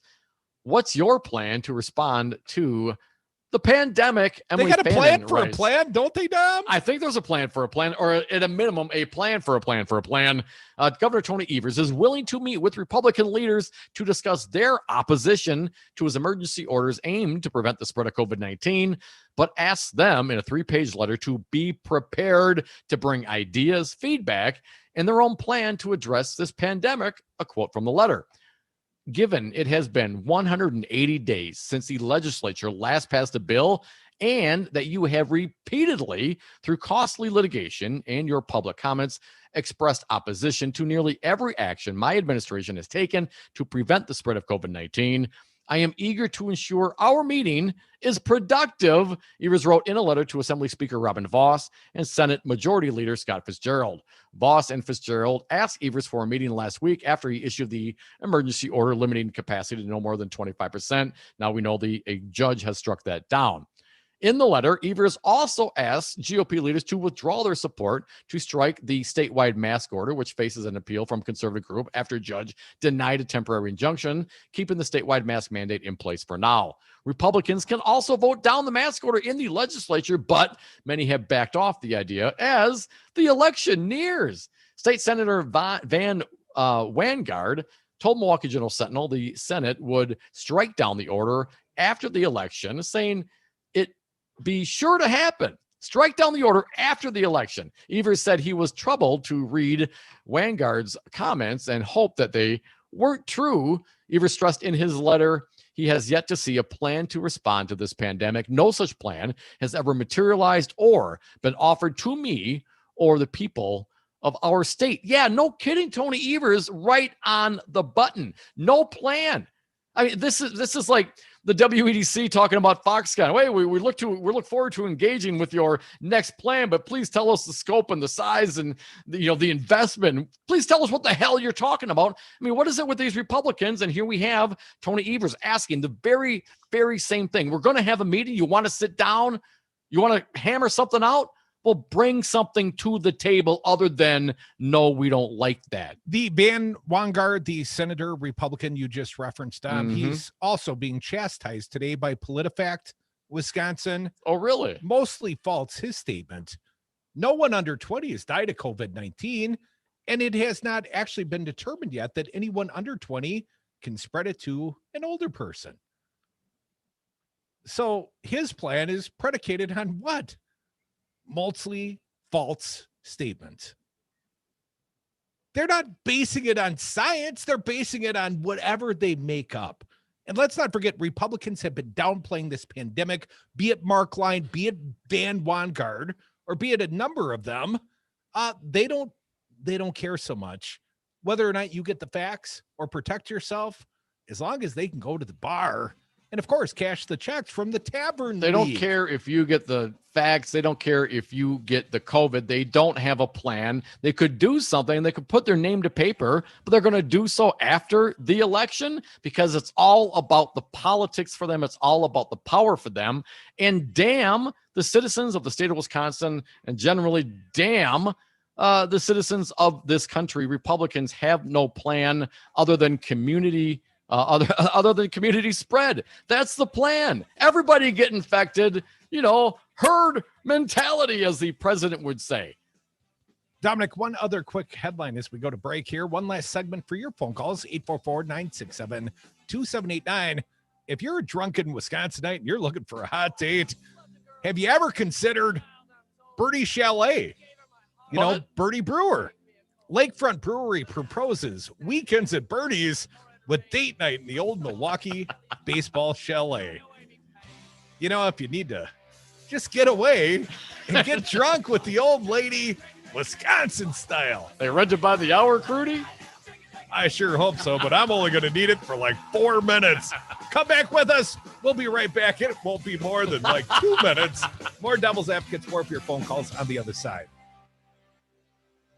You are incredibly safe to go out. I love this plan. I'm excited to be a part of it. Let's do it. We have seen a small increase in deaths, which is a good thing. Holy mac. Look, I'm voting for Joe Biden for a really simple reason. He actually has a plan to stop all the pain and suffering. I'm just tired of seeing so many lives cut way too short. Worst of all, everyone knows it wouldn't be this bad if we only had a real leader in charge. I mean, seriously, ask yourself, where is Trump's plan? Where is his plan to save American lives? Where is his plan to get our economy back on track? After so many months of suffering, how does he still not have a plan? And it could take a generation for us to recover. Hundreds of thousands of jobs have been lost in Wisconsin alone. Thankfully, Joe's plan is based on science.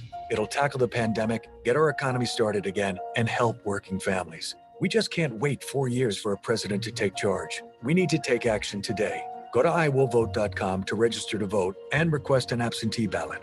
Remember, iwillvote.com. That's all it takes to vote from home safely and securely. It's quick, it's easy. You can do it right now. I'm Joe Biden, candidate for president, and I approve this message. Paid for by Biden for president. Hey, Dom, how many palindromes can you name in 30 seconds? Race car, mom, dad, reefer, kayak, level. Did I say mom already? You're forgetting one really important one. Zero res. Not only is it the coolest palindrome ever, it's also our favorite. Right, I remember. Why is that again? They advertise with us. Zero res, my favorite palindrome. And carpet cleaner.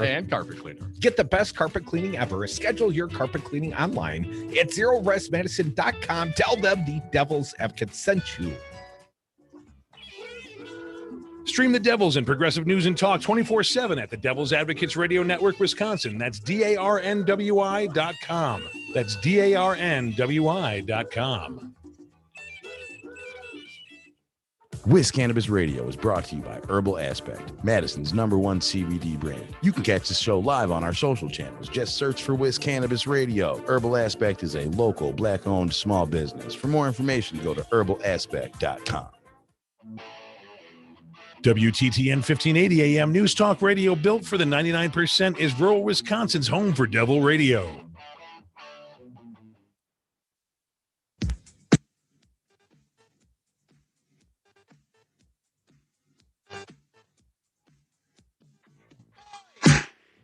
Advocates, because freedom.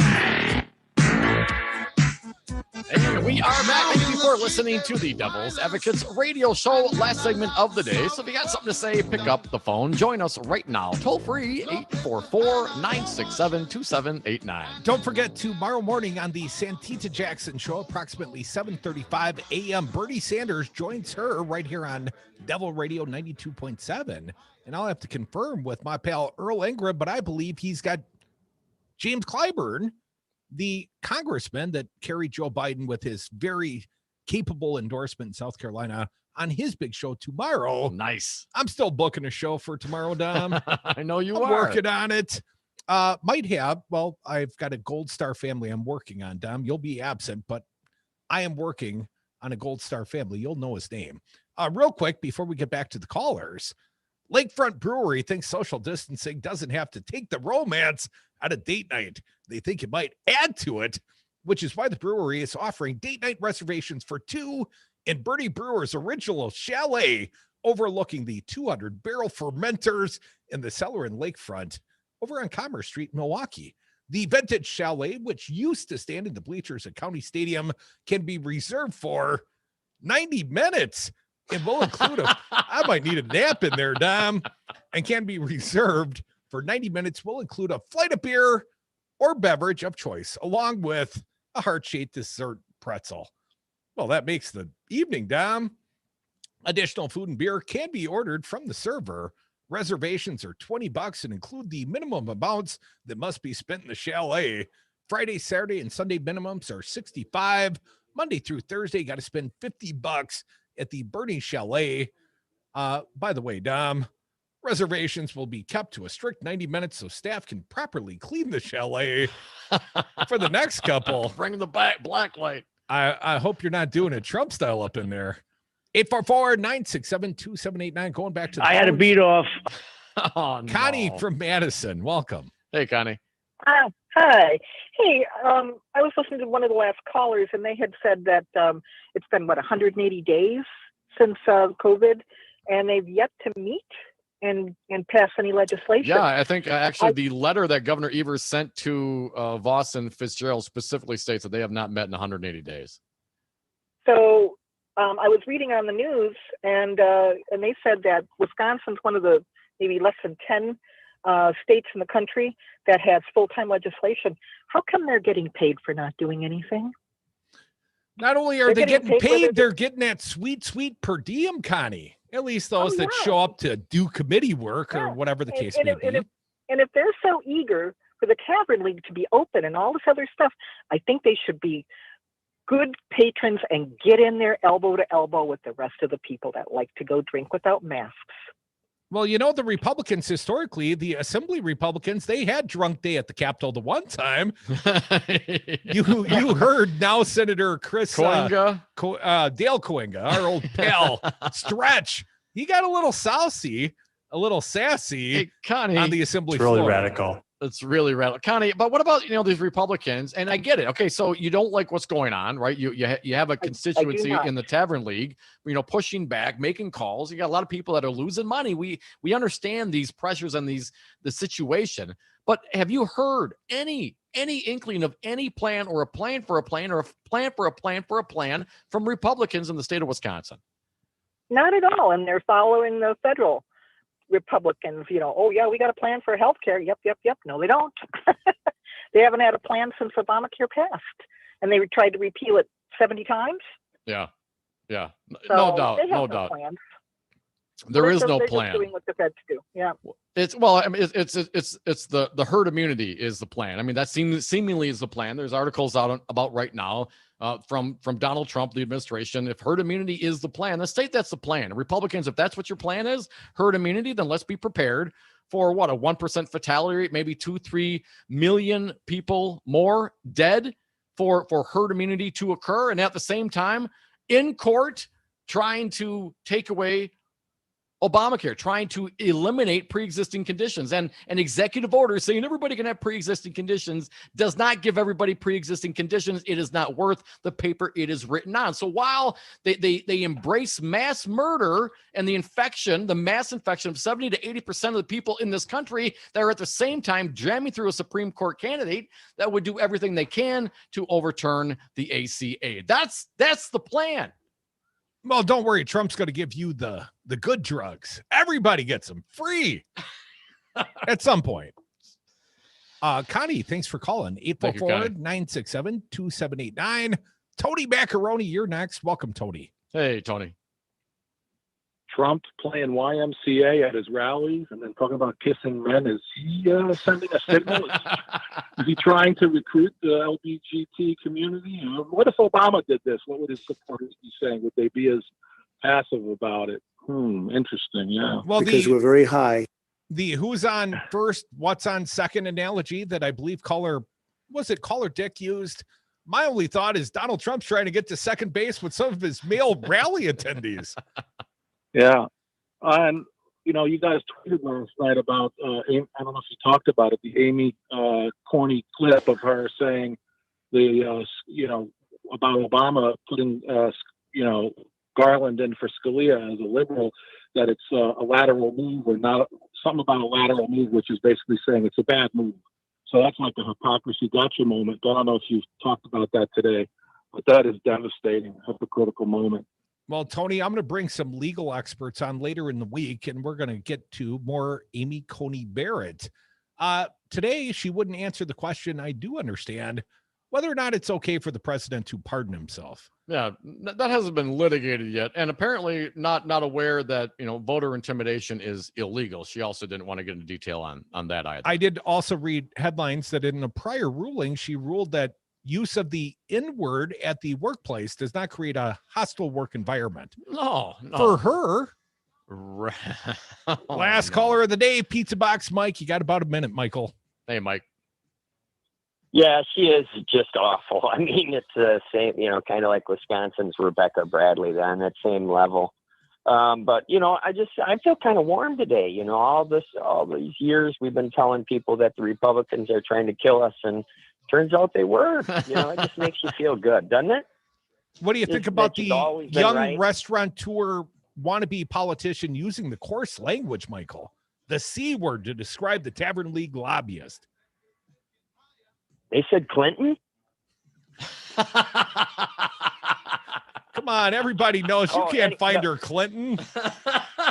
Listen, I participated in some of the conversation on there, and I enjoyed listening to a lot of the women explain to men what the difference was between the using those different parts in language. And I'm not going to call anybody out for it. I'm just wondering why it took so long for everybody to get to my level. You're Pizza Box time, Michael, man. thank you so much. I think the Republicans should all get together, open a new bar, and call it the C Spot. Spreaders. Thank you, Spreaders. Thanks so much. Stick around. The Earl Ingram Show is next. Suburban women, will you please like me? I don't want to create a panic. Hey, where are the white women at? Whoa! Roadhouse. People of Wisconsin. We're the people of Wisconsin. We come from places like Mineral Point,